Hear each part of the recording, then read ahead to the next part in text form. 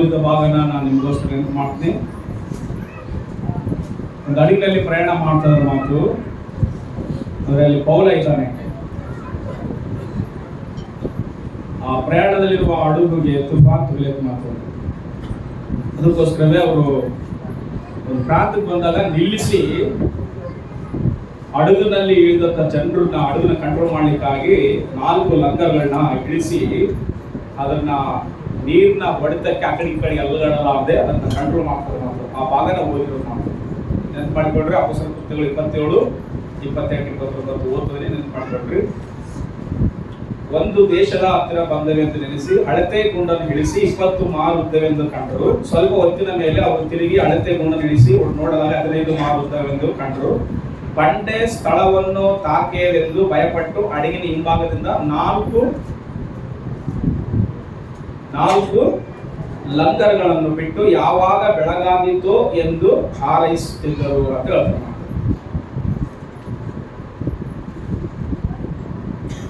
ಪೌಲ ಈ ಪ್ರಯಾಣ ಎಲ್ಲಿ ಮಾಡ್ತಾನೆ ಅಂತಂದ್ರೆ ಕೈಸರದಿಂದ ರೋಮಕ್ಕೆ ಹೋಗ್ತಾನೆ ಮಾತು. ಎದಕ್ಕಂದ್ರೆ ರೋಮದಲ್ಲಿ ಅಲ್ಲಿ ರಾಜದನ ಮಾತು, ರೋಮ ಪರಿಪಾಲಿಸುವ ರಾಜದನ. ಆ ರೋಮದಲ್ಲಿ ಹೋಗಿ ಇಂದಲ್ಲಿ ಹೋಗಿ ಅಲ್ಲಿ ನಾನು ಹೇಳ್ಬೇಕು, ನಾನು ತಪ್ಪು ಮಾಡಿಲ್ಲ, ನಾನು ಹೇಳ್ತಿರೋದು ಸುವಾರ್ತೆ ಹೇಳ್ತಾನೆ, ಅದಕ್ಕೋಸ್ಕರ ನಾನು ಸೆರೆಮನೆಗೆ ಹಾಕ್ಯಾರ, ಅದಕ್ಕೋಸ್ಕರ ಅಲ್ಲಿ ನ್ಯಾಯ ಬಗೆಹರಿದಿಲ್ಲ ಅಂತೇಳಿ ರೋಮ ಕರ್ಕೊಂಬಂದಾರ ಅನ್ನುವಂಥದ್ದು ಮ್ಯಾಟ್ ನಡೀತಾ ಇರೋ ಪರಿಸ್ಥಿತಿಯಲ್ಲಿ ಪ್ರಯಾಣ ಮಾಡಿಸಿದಾರೆ ಮಾತು ಪೌಲನ್ನ.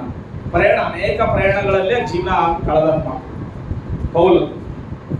ಪೌಲ ಯಾರಂದ್ರೆ ಯೇಸು ಕ್ರಿಸ್ತನನ್ನು ಆತನು ದರ್ಶನ ಕಂಡು, ಅಂದ್ರೆ ಪ್ರತ್ಯಕ್ಷತ ದರ್ಶನ ಕಂಡಿರೋದು ಪೌಲ ಮಾತ್ರ. ಇವರೆಲ್ಲರ ಜೊತೆಗಿದ್ದು ಯೇಸು ಸ್ವಾಮಿನ ಕಂಡುಕೊಂಡಿರುವಂಥವ್ರು ಅಪೊಸ್ತಲರು, ಪೇತ್ರ, ಯೋಹಾನ, ಮತ್ತಾಯ, ಅವರೆಲ್ಲರೂ.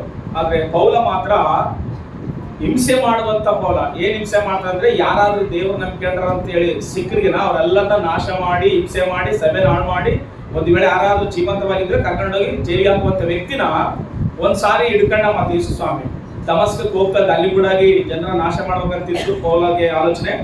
ಆದ್ರೆ ಅಲ್ಲಿ ಆತನ ದಮಸ್ಕದ ಊರು ಬಾಗಿಲಿಗೆ ಹೋದ ಕ್ಷಣದಲ್ಲೇ ಪರಲೋಕದಿಂದ ಒಂದು ಬೆಳಕು ಬಂದು ಆತನ ಮೇಲೆ ಬಿದ್ದು ಆತನ ನೆಲಕ್ಕೆ ಕೆಡವಿ, ಅವಾಗ ಆತನನ್ನು ಮಾರು ಮನಸ್ಕೊಟ್ಟು ಆತನ ಭಿಕ್ಷಾಸನ ತೆಗೆದುಕೊಂಡು ದೇವರ ರಾಜ್ಯಕ್ಕಾಗಿ, ದೇವರ ನೀತಿಗಾಗಿ ಸುವಾರ್ತೆ ಸಾರುವಂತ ಒಬ್ಬ ಅಪೊಸ್ತಲನಾದ ಪೌಲ ಆತನ ಮಾತು. ಹಲ್ಲೆಲೂಯಾ. ಆತನು ಬರೆದಿರುವ ಪತ್ರಿಕೆಗಳು ಬೈಬಲ್ ನಲ್ಲಿ 13 ಪತ್ರಿಕೆಗಳ ಮಾತು. ರೋಮಲ್ಲಿ ಹಿಡಿದು ಲಾಸ್ಟ್ ಇಬ್ರಿಯವರೆಗೆ ಆತನ ಪತ್ರಿಕೆಗಳನ್ನು ಹೇಳ್ತಾರೆ. ಇಬ್ರಿಯ ಯಾರೋ ಬರ್ದಾರಂತ ಇನ್ನೂ ಅದು ನಡೀತಾ ಇದೆ ಮಾತು.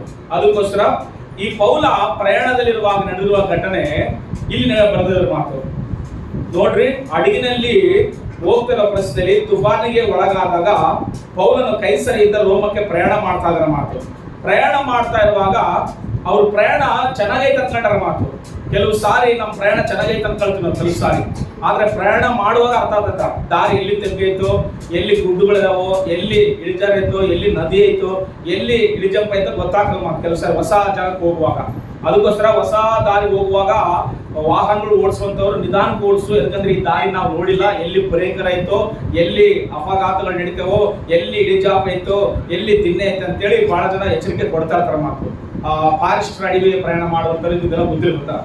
ಇಲ್ಲಿ ಕೂಡ ಹಡಗಿನಲ್ಲಿ ಪ್ರಯಾಣ ಮಾಡ್ತಾ ಇದಾರೆ. ಹಡಗಿನಲ್ಲಿ ಟೋಟಲ್ 276 ಜನ ಇದರ ಮಾತು. ಪೌಲನ್ನ ಎಲ್ಲ ಲೆಕ್ಕ ಮಾಡಿದ್ರೆ ಅಷ್ಟು ಜನರಿಗೆ ತೊಂದರೆ ಏನಾಯ್ತಂದ್ರೆ, ಪ್ರಯಾಣ ಸಾಫಿಯಾಗಿ ಸ್ವಲ್ಪ ಸಮಯ ಸಾಗೈತಿ.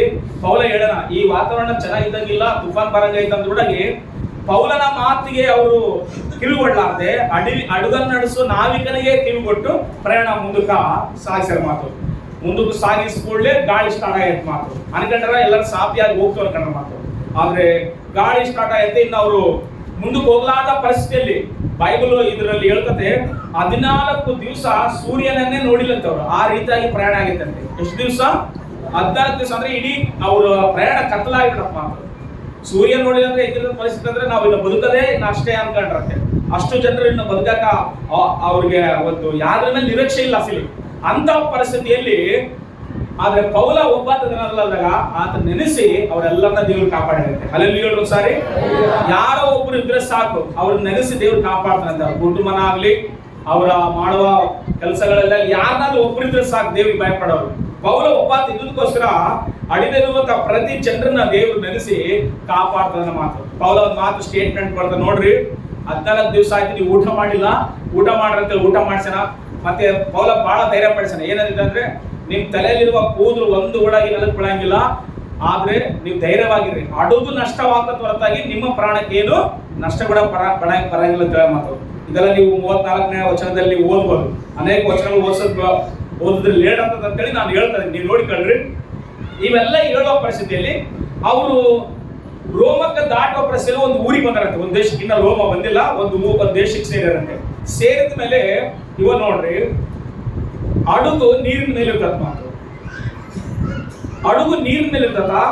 ನೀರು ನೆಲದಲ್ಲಿರ್ತಂತ ಗೊತ್ತಾಗಲ್ಲ, ಬಂಡೆ ಮೇಲೆ ಇರ್ತಂತ ಗೊತ್ತಾಗಲ್ಲ, ಉಸಿನ ಆಗಿರ್ತಂತ ಗೊತ್ತಾಗಲ್ಲ ನೀರು. ಎದಕ್ಕಂದ್ರೆ ಅದು ಸಮುದ್ರ. ಇವಾಗ ತಡಕ ಸೇರ್ತದ ಅಂತ ಅಂದ್ಕೊಳ್ಳಿ, ಹಡಗು ಎಷ್ಟು ಕೆಪಾಸಿಟಿ ಮೇಲೆ ನಿಂತ್ಕೋಬಹುದು, ಎಷ್ಟು ಕೆಪಾಸಿಟಿ ನೀರಿದ್ರೆ ನಿಂತ್ಕೊಳ್ಬಹುದು ಅಂತೇಳಿ ಅವ್ರು ಹೆಂಗ್ ಅಳತೆ ಮಾಡ್ತಾರಂದ್ರೆ, ಒಂದು ತೂಕದ ಗುಂಡು ಇರ್ತದಂತ. ಆ ತೂಕದ ಗುಂಡು ನೀರಿನಾಗ ಬಿಡ್ತಾರಂತೆ.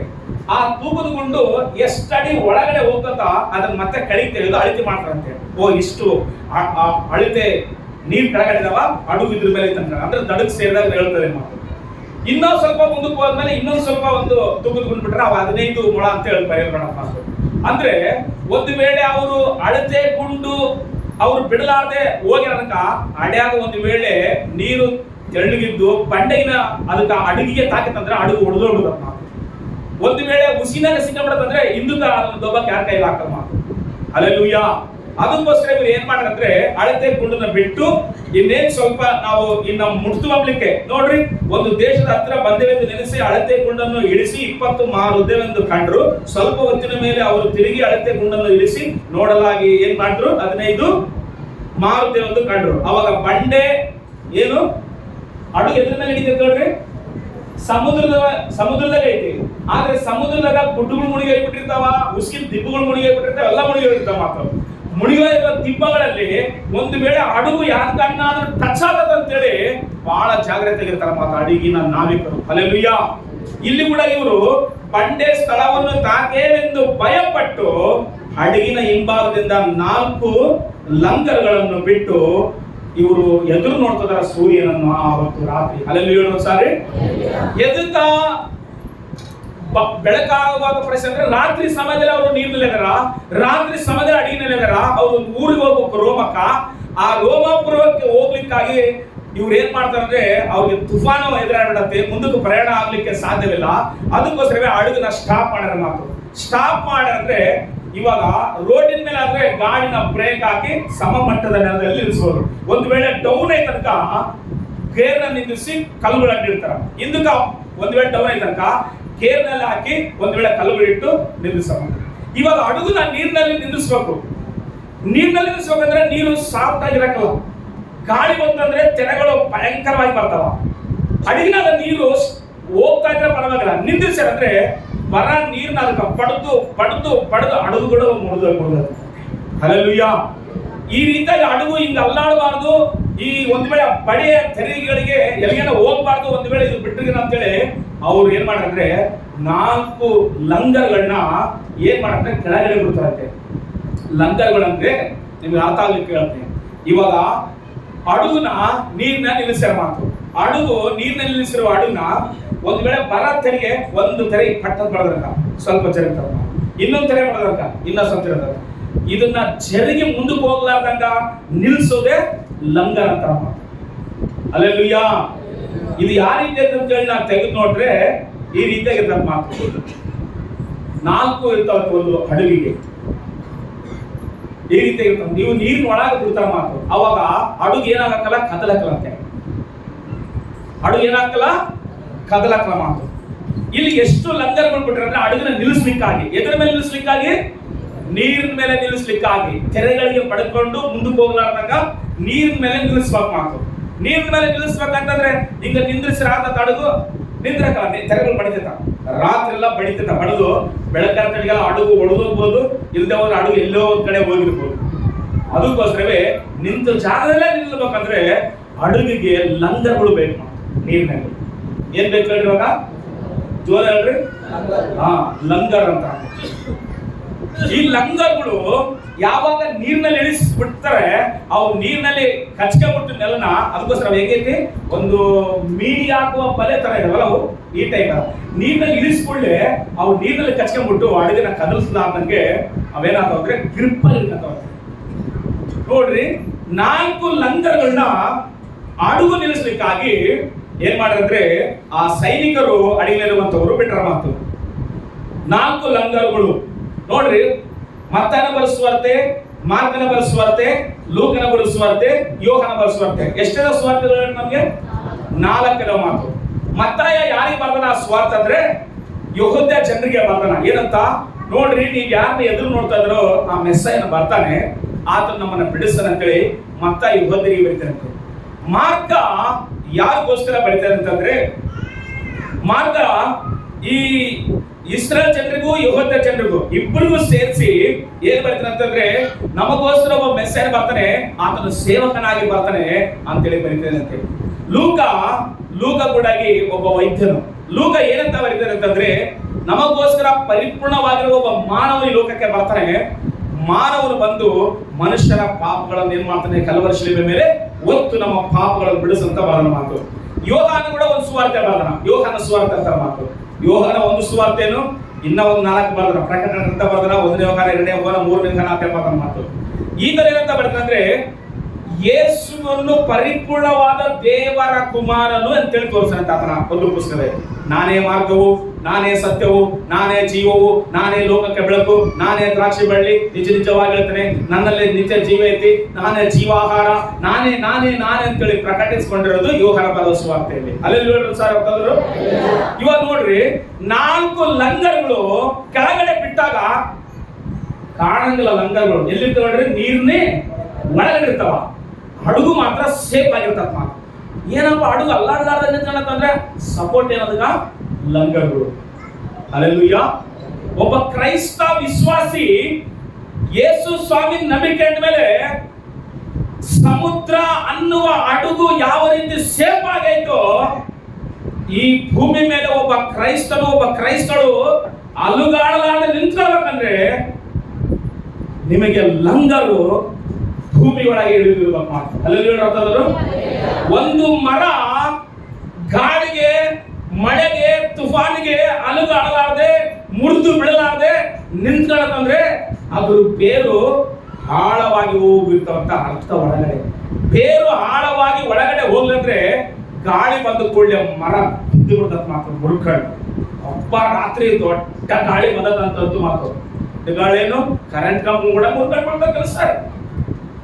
ಒಬ್ಬ ಕ್ರೈಸ್ತ, ಒಬ್ಬ ವಿಶ್ವಾಸಿ, ಒಬ್ಬ ಕ್ರೈಸ್ತ ಮನುಷ್ಯರು ದೇವರು ನಂಬಿದ ಮೇಲೆ ಅನೇಕ ಪರಿಸ್ಥಿತಿಗಳಿಗೆ ಅಲುಗಾಡಲಾರದೆ ಸ್ಥಿರವಾಗಿ ಬರುವಂತ ಪರಿಸ್ಥಿತಿಗಳಿಗೆ ಸ್ಟ್ಯಾಂಡರ್ಡ್ ಆಗಿ ನೀನು ಸಮುದ್ರ ಅನ್ನುವ ಹಡಗು ಮೇಲೆ ಆ ನೀರಿನ ಮೇಲೆ ಹೆಂಗ ಹಡಗು ನಿಂತಿರ್ತದೋ, ಈ ಲೋಕ ಅನ್ನುವ ಸಮುದ್ರದ ಮೇಲೆ ನಿನ್ನ ಕುಟುಂಬ, ನಿನ್ನ ಜನರು, ನಿನ್ನ ಮಕ್ಕಳು ಅಲುಗಾಡದೆ ನಿಂತಿರ್ಬೇಕಂದ್ರೆ ನಿಮಗೆ 4 ಲಂಗರ್ಗಳನ್ನ ಕಾಣಲಾದೆ ಇಳಿಸ್ಕೊಳ್ಬೇಕು ಈ ಭೂಮಿ ಮೇಲೆ. ಒಂದೊಂದು ಲಂಗರ್ ಕುರಿತಾಗಿ ದೇವರ ವಾಕ್ಯ ಹೇಳ್ತದೆ. ಮೊದಲನೇ ಲಂಗರು ಏನ್ ಗೊತ್ತಾ? ನಿರೀಕ್ಷೆ, ಹೋಪ್, ಎದುರು ನೋಡುವಂಥದ್ದು. ಇಬ್ರಿಯ ಬರೆದ ಪತ್ರಿಕೆ ಇದು 6ನೇ ಅಧ್ಯಾಯ 19ನೇ ವಚನ ಹೋಗ್ರಿ. ಇವಾಗ ಅಲ್ಲಿ ಬರೀತೇನೆ ಮೊದಲನೇ ಲಂಗರ್ ಏನಂತ ಹೇಳ್ತಾರೆ ಮಾತು. ಇಬ್ರಿಯ ಬರೆದ ಪತ್ರಿಕೆ 6ನೇ ಅಧ್ಯಾಯ 19ನೇ ವಚನ ಹೋಗಪ್ಪ. ಈ ಆಧಾರಗಳನ್ನು ಕೊಟ್ಟದ್ದರಲ್ಲಿ ದೇವರು ಸುಳ್ಳಾಡಲಾರನು, ಆ ನಿರೀಕ್ಷೆಯು ನಮ್ಮ ಪ್ರಾಣಕ್ಕೆ ಲಂಗರದ ಹಾಗಿತ್ತು. ಏನಂತ ಹೇಳ್ತಾರ? ಆ ನಿರೀಕ್ಷೆಯು ನಮ್ಮ ಪ್ರಾಣಕ್ಕೆ ಲಂಗರದ ಹಾಗಿತ್ತು, ಲಂಗರ ಆಗಿರ್ತದೆ. ಚಮಳ ಜೋರಾಗಿ ಎಲ್ಲ ಕನ್ನಡ ತಿಳಿಸ್ಕೊಡ್ರಿ. 6:19 ಹೇಳ್ತಾನೆ, ಈ ಆಧಾರಗಳನ್ನು ಕೊಟ್ಟಿದ್ರಲ್ಲಿ ದೇವರು ಸುಳ್ಳಾಡಲಾರನು, ಈ ನಿರೀಕ್ಷೆಯು ನಮ್ಮ ಪ್ರಾಣಕ್ಕೆ ಲಂಗರದ ಹಾಗಿದ್ದು ಭರವಸಕ್ಕೆ ಯೋಗ್ಯವಾದದ್ದು ಸ್ಥಿರವಾದದ್ದು ಆಗಿದೆ. ಮೊದಲನೇ ಲಂಗರ ಗೊತ್ತಾ? ನಮ್ಮ ನಿರೀಕ್ಷೆ. ಎಲ್ಲರೂ ಒಂದ್ಸಾರಿ ಜೋರ ಹೇಳ್ರಿ. ಮಕ್ಕಳಿಗೆ ಜನ್ಮ ಕೊಟ್ಟು ಮಕ್ಕಳನ್ನ ಸಾಕಿ, ಮಕ್ಕಳನ್ನ ಬೆಳೆಸಿ, ಮಕ್ಕಳನ್ನ ವಿದ್ಯಾವಂತರ ಮಾಡಿ, ಮಕ್ಕಳನ್ನ ಬುದ್ಧಿವಂತರ ಮಾಡಿ, ಮಕ್ಕಳಿಗೆ ಉದ್ಯೋಗ ಬರಂಗ್ ಮಾಡಿ, ಮಕ್ಕಳಿಗೆ ಮದುವೆ ಮಾಡಿ, ಮಕ್ಕಳ ಹೊಟ್ಟೆಯಲ್ಲಿ ಮೊಮ್ಮಕ್ಕಳು ನೋಡೋದು ಯಾಕೆ ಗೊತ್ತಾ? ಒಂದು ದಿವಸ ಇವು ನಮ್ಮನ್ನ ಸಾಕ್ತಾರ ಅಂತೇಳಿ ಒಂದು ನಿರೀಕ್ಷೆ. ಹಲೋ, ಅದಕ್ಕೋಸ್ಕರ ಅಲ್ವಾ ಮಾಡ್ತಿರೋದಲ್ಲ ಪ್ರಯಾಸ. ಅದಕ್ಕೋಸ್ಕರ ನೀನ್ ಮದುವೆ ಮಾಡ್ಕೊಂಡು ನನ್ನ ಬಿಟ್ಟು ಓಡೇ ಯಾವಾಗ ನಾವು ಇಲ್ಲ, ಒಂದು ನಿರೀಕ್ಷೆ. ರೈತ ಬೀಜ ಬಿತ್ತದನಂದ್ರೆ ಒಂದು ನಿರೀಕ್ಷೆ, ಮಳೆ ಬರ್ತದ, ನಾನು ಬಿತ್ತಿದ ಬೀಜನ ಬೆಳೆಸದ ನಿರೀಕ್ಷೆ. ಓದುವಂತ ಮಗನಿಗೆ ಒಂದು ನಿರೀಕ್ಷೆ ಏನ್ ಗೊತ್ತಾ? ನಾನು ಪಾಸ್ ಆಗ್ತೀನಿ, ಖಚಿತವಾಗಿ ಪಾಸ್ ಆಗ್ತೀನಿ, ನಾನು ಪಾಸ್ ಆಗಿ ನಾನು ಇಂಟ್ರಿಗೆ ಹೋಗ್ತೀನಿ, ನಾನು ಇಂಟ್ರಿಗೆ ಹೋಗಿ ನಾನು ಪಾಸ್ ಆಗ್ತೀನಿ, ನನಗೆ ಉದ್ಯೋಗ ಬರ್ತದಂತ ಒಂದು ನಿರೀಕ್ಷೆ. ಪ್ರಿಯ ದೇವರ ಮಕ್ಕಳೇ, ಈ ಲೋಕದಲ್ಲಿರುವವರಿಗೆ ಒಂದು ನಿರೀಕ್ಷೆ ಐತಿ. 9 ತಿಂಗಳು ಗರ್ಭಿಣಿ ಆದ್ರೆ 9 ತಿಂಗಳು ಆದ ಕೂಡಲೇ ನಾನು ಒಂದು ಮಗುನ ಜನ್ಮ ಕೊಡ್ತೀನಿ ಅಂತ ಹೇಳಿ ಒಂದು ನಿರೀಕ್ಷೆ. ನೀ ಕೂಡ ಕೇವಲ ನಂಬಿದ ಒಂದು ನಿರೀಕ್ಷೆ ಅದೇ ನಿನ್ನ ಪ್ರಾಣಕ್ಕೆ ಲಂಗರಾಗಿ ಭೂಮಿಗೆ ಇಳಿದು ಹೋಗ್ತಾ ಮಾತು. ಯಾವ್ದ್ರಲ್ಲಿ? ದೇವರಲ್ಲಿ ನಿನ್ನ ಲಂಗ ಇಳಿಬೇಕು ಅಂತ. ಅಲ್ಲ ಯಾವ ರೀತಿ ತೆರೆಗಳಿಗೆ ಅಡುಗು ಬಡ್ಕೊಂಡು ಹೊಡೆದೋಗ್ಲಾರ್ದಂಗೆ, ಯಾವ ರೀತಿ ತೆರೆಗಳು ಬಡ್ಕೊಂಡು ಅಡುಗು ಮುಂದಕ್ಕೆ ಹೋಗ್ಲಾರ್ದಂಗೆ ಸ್ಟ್ಯಾಂಡರ್ಡ್ ಆಗಿ ನಿಂದಿರ್ಬೇಕಂದ್ರೆ ಲಂಗರ ಅವಸರ. ನೀನ್ ದೇವರಲ್ಲಿ ಸ್ಥಿರವಾಗಿರ್ಬೇಕಂದ್ರೆ ನಿರೀಕ್ಷೆ, ಹೋಪ್ ನಿನಗೆ ಅವಸರ. ಹಲೋ, ನಿನಗೆ ನಿರೀಕ್ಷೆ ಇಲ್ಲದೆ ಹೋದ್ರೆ ಭಾಗವಾದ ದಿನ ನೀನು ಸಭೆ ಬಿಟ್ಟು ಆರಾಮಾಗಿ ತಿರುಗಿ ಹೊರಗಡೆ. ಆದ್ರೆ ದೇವರಲ್ಲಿ ನಮ್ಮ ನಿರೀಕ್ಷೆ. ಬೈಬಲ್ ಹೇಳ್ತದೆ 2 ಕೊರಿಂಥ 5:7 ಸಾರಿ, 2 ಕೊರಿಂಥ 5:7 ವಾಕ್ಯ ಓದೋರು ಟಕ ಟಕ ಓದ್ರಿ.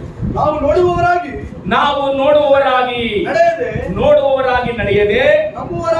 ನಾವು ನೋಡುವವರಾಗಿ ನಡೆಯದೆ ನಂಬುವವರಾಗಿ ಏನ್ ಮಾಡ್ಬೇಕಪ್ಪ? ನಡೆಯುತ್ತೇವೆ. ಆದ್ದರಿಂದ ದೇಹದಲ್ಲಿ ವಾಸಿಸುವವರೆಗೂ ಕರ್ತನಿಗೆ ದೂರದಲ್ಲಿರುವ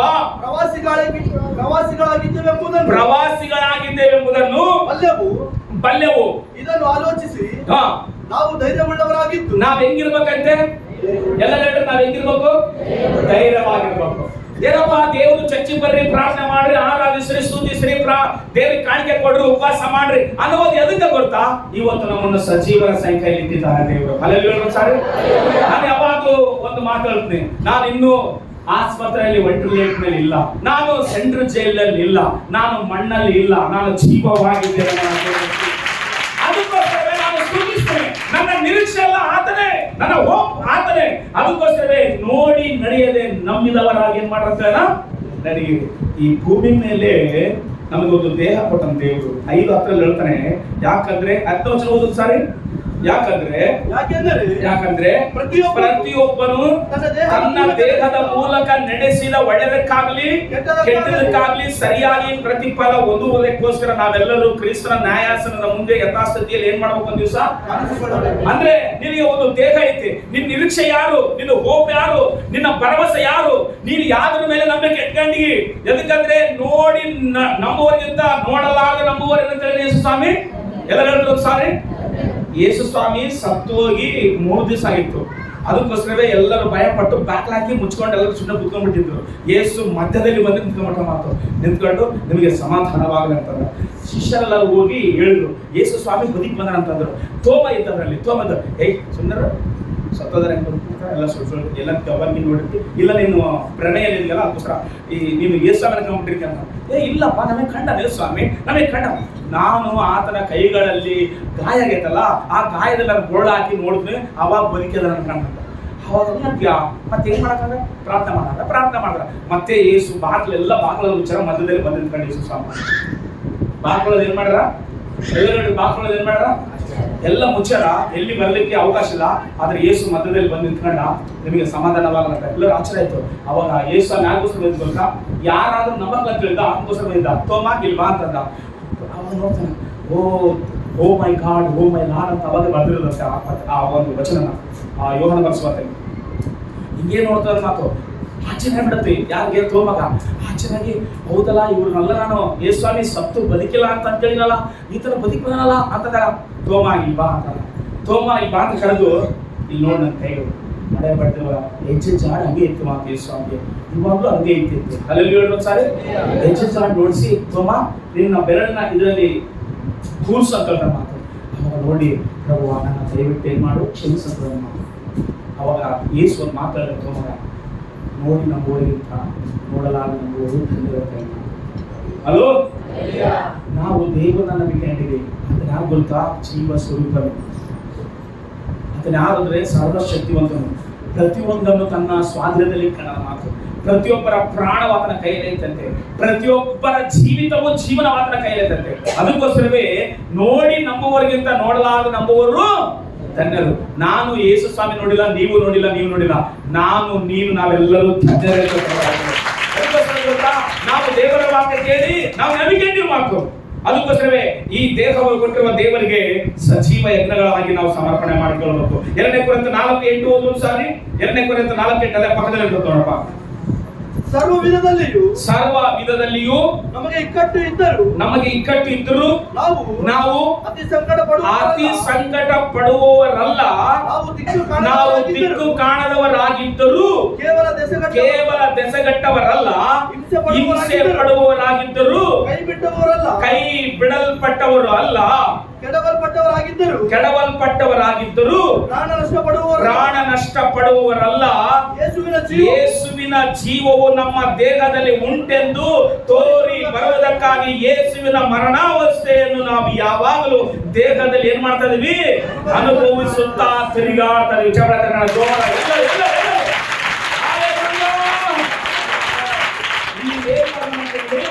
ಸ್ವಲ್ಪ ಹೇಳ್ತೀನಿ, ಎಲ್ಲರ ಗಮನ ಟಿಕೆಟ್ ನೋಡಿ ಕೇಳಿಸ್ಕೊಳ್ರಿ.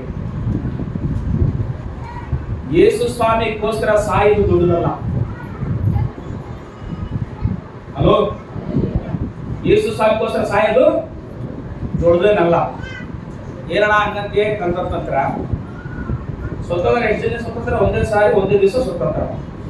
ಆದ್ರೆ ಬದುಕಿತ್ತು ಜೀವನ ಮಾಡುತ್ತಾ ಕುಟುಂಬದಲ್ಲಿ, ಲೋಕದಲ್ಲಿ, ಸ್ನೇಹಿತರ ಮಧ್ಯದಲ್ಲಿ, ಕೆಲಸದಲ್ಲಿ, ಕಾಲೇಜ್ನಲ್ಲಿ, ಸಭೆಯಲ್ಲಿ, ಇವರ ಮಧ್ಯದಲ್ಲಿ, ಎಲ್ಲರ ಮಧ್ಯದಲ್ಲಿ ಕ್ರಿಸ್ತನಿಗೋಸ್ಕರ ಅವಮಾನ ತಕ್ಕೊಂಡು, ನಿಂದೆ ತಕ್ಕೊಂಡು, ಸಮಸ್ಯೆಗಳು ತಕ್ಕೊಂಡು, ಕಣ್ಣೀರು ತಕ್ಕೊಂಡು, ಬಾಲ ತಕ್ಕೊಂಡು ಬದುಕ್ತಾ ಇದೀವಲ್ಲ, ಅದು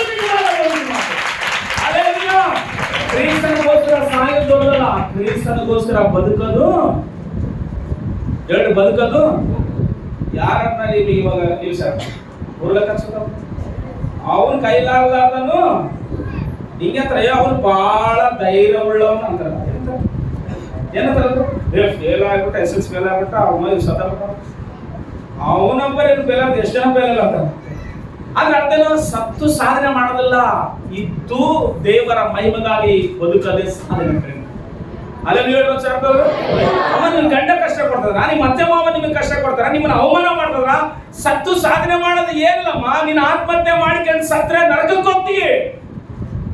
ಆದ್ರೆ ಕ್ರಿಸ್ತನಿಗೋಸ್ಕರ ಸಹಿಸಿಕೊಂಡು ಪೌಲ ಒಂದು ಸ್ಟೇಟ್ಮೆಂಟ್ ಏನ್ ಕೊಡೋಣಂದ್ರೆ, ಗುರು ಹೇಳೋದ್ರಲ್ಲಿ ನಿಂತ್ಕೊಂಡು ಏನಂತ, ನಾವು ಸಾಯ್ಬೇಕು, ಕ್ರಿಸ್ತ ನಮ್ಮಲ್ಲಿ ಬದುಕ್ಬೇಕನ್ನೋ ಒಂದು ಸ್ಟೇಟ್ಮೆಂಟ್ ಏನ್ ಕೊಡಂದ್ರೆ ಪೌಲ ಸೆರೆಮನೆ ರೋಮ ಈಗ ಓದುವ ಭಾಗ. ರೋಮದಲ್ಲಿ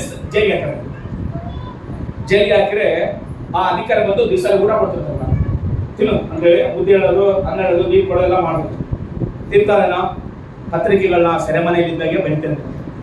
ಫಿಲೋಮನ್, ಎಪೆಸ, ಫಿಲಿಪ್, ಇನ್ನೊಂದು ಪತ್ರಿಕೆ ಯಾಕೆ ಬರೋದು, 4 ಪತ್ರಿಕೆ ಬರೋದು ಮಾತು. 4 ಪತ್ರಿಕೆಗಳಂದ್ರೆ 4 ಪುಸ್ತಕಗಳು ಎಲ್ಲಿಂಚ ಬರೋಣ? ಜೈಲಲ್ಲಿಂಚ ಬರೋಣ. ಯಾರು? ಪೌಲ. ದಿವಸ ನಾವು ಕೊಡ್ತಾರ ಊಟ, ಅದನ್ನ ನಾವು ಊಟ ಮಾಡ್ತಾನ. ಇರುವಾತನ ಪ್ರಾರ್ಥನೆ ಮಂದಿರದವರಂತ ಪುರುಷರೇ ನೀವ್ ಹೆಂಗದ್ರಿ? ಇರುವಾತನ ಪ್ರಾರ್ಥನೆ ಮಂದಿರದಂತ ಯವನಸ್ಥರೇ ನೀವ್ ಹೆಂಗದ್ರಿ? ಇರುವಾತನ ಪ್ರಾರ್ಥನೆ ಮಂದಿರದಂತ ಸ್ತ್ರೀಯರೇ ನೀವ್ ಹೆಂಗದ್ರಿ? ಇರುವಾತನ ಪ್ರಾರ್ಥನೆ ಮಂದಿರದಂತ ಯವನಸ್ಥರೇ ನೀವ್ ಹೆಂಗದ್ರಿ ಅಂತೇಳಿ ಒಬ್ಬೊಬ್ಬರಿಗೆ ಒಂದೊಂದು ಪತ್ರಿಕೆ ಬರೆದು, ಎಫೆಸ್ಗೊಂದು, ಫಿಲಿಪ್ಗೊಂದು, ಫಿಲೋಮನಿಗೊಂದು, ಅವ್ರಿಗೆಲ್ಲರಿಗೂ ಒಂದೊಂದು ಪತ್ರಿಕೆ ಕಳಿಸ್ತಾನಂತೆ. ಸಂತೋಷ ಪಡ್ರಿ. ಮತ್ತೆ ಹೇಳ್ತದೆ ಕರ್ತನಲ್ಲಿ ಏನ್ ಪಡ್ರ ಎಲ್ಲಿಂದ ಪತ್ರಿಕೆ ಬಂದ ನೋಡಿ. ಇವಾಗ ಫಿಲಿಪ ಪತ್ರಿಕೆ ಎಲ್ಲಿ ಬಂದಂತೆ ಸೆರೆಮನೆಯಲ್ಲಿ ಬಂದಂತೆ. ಅಪ್ಪ ಸಂತೋಷ ಪಡ್ಬೇಕಾದ್ರೆ ನಾವು ಸ್ವತಂತ್ರವಾಗಿ ಹೊರಗಡೆ ಕೆಲಸ ಮಾಡ್ತಿದ್ದೀವಿ, ದುಡಿತಿದ್ದೀವಿ, ತಿಂತಿದ್ದೀವಿ, ಮಕ್ಕಳ ಹತ್ರ ಇದೀವಿ, ಹೆಂಡತಿ ಹತ್ರ ಇದೀವಿ, ನಾವು ಸಂತೋಷ ಪಡ್ಬೇಕು. ನಿನಗೆ ನಮ್ಮ ಸಂತೋಷ 4 ಗೋಡೆಗಳ ಮಧ್ಯದಲ್ಲಿ ಇದ್ದು ಅದೇ ಯಾವಾಗಲೂ ಈಗ ನೋಡಿದ್ರೆ 4 ಕಲ್ಲುಗಳ ಮಧ್ಯೆ ನಿನ್ನ ಎಣಿಸಿರ್ಬೇಕು. ನಿನಗೆ ನಮ್ಮ ಸಂತೋಷ ಆ ತರ ಸಂತೋಷ ನೀವು ಹೊರಗಡೆ ಇದ್ರೆ ಅನ್ಕೊಂಡ್ರಿ, ಸಂತೋಷ ಅದಲ್ಲೋ ಒಳಗಡೆ ಕ್ರೀಸಿರ್ಬೇಕಂತೆ. ಹಲ್ಲೆಲೂಯಾ.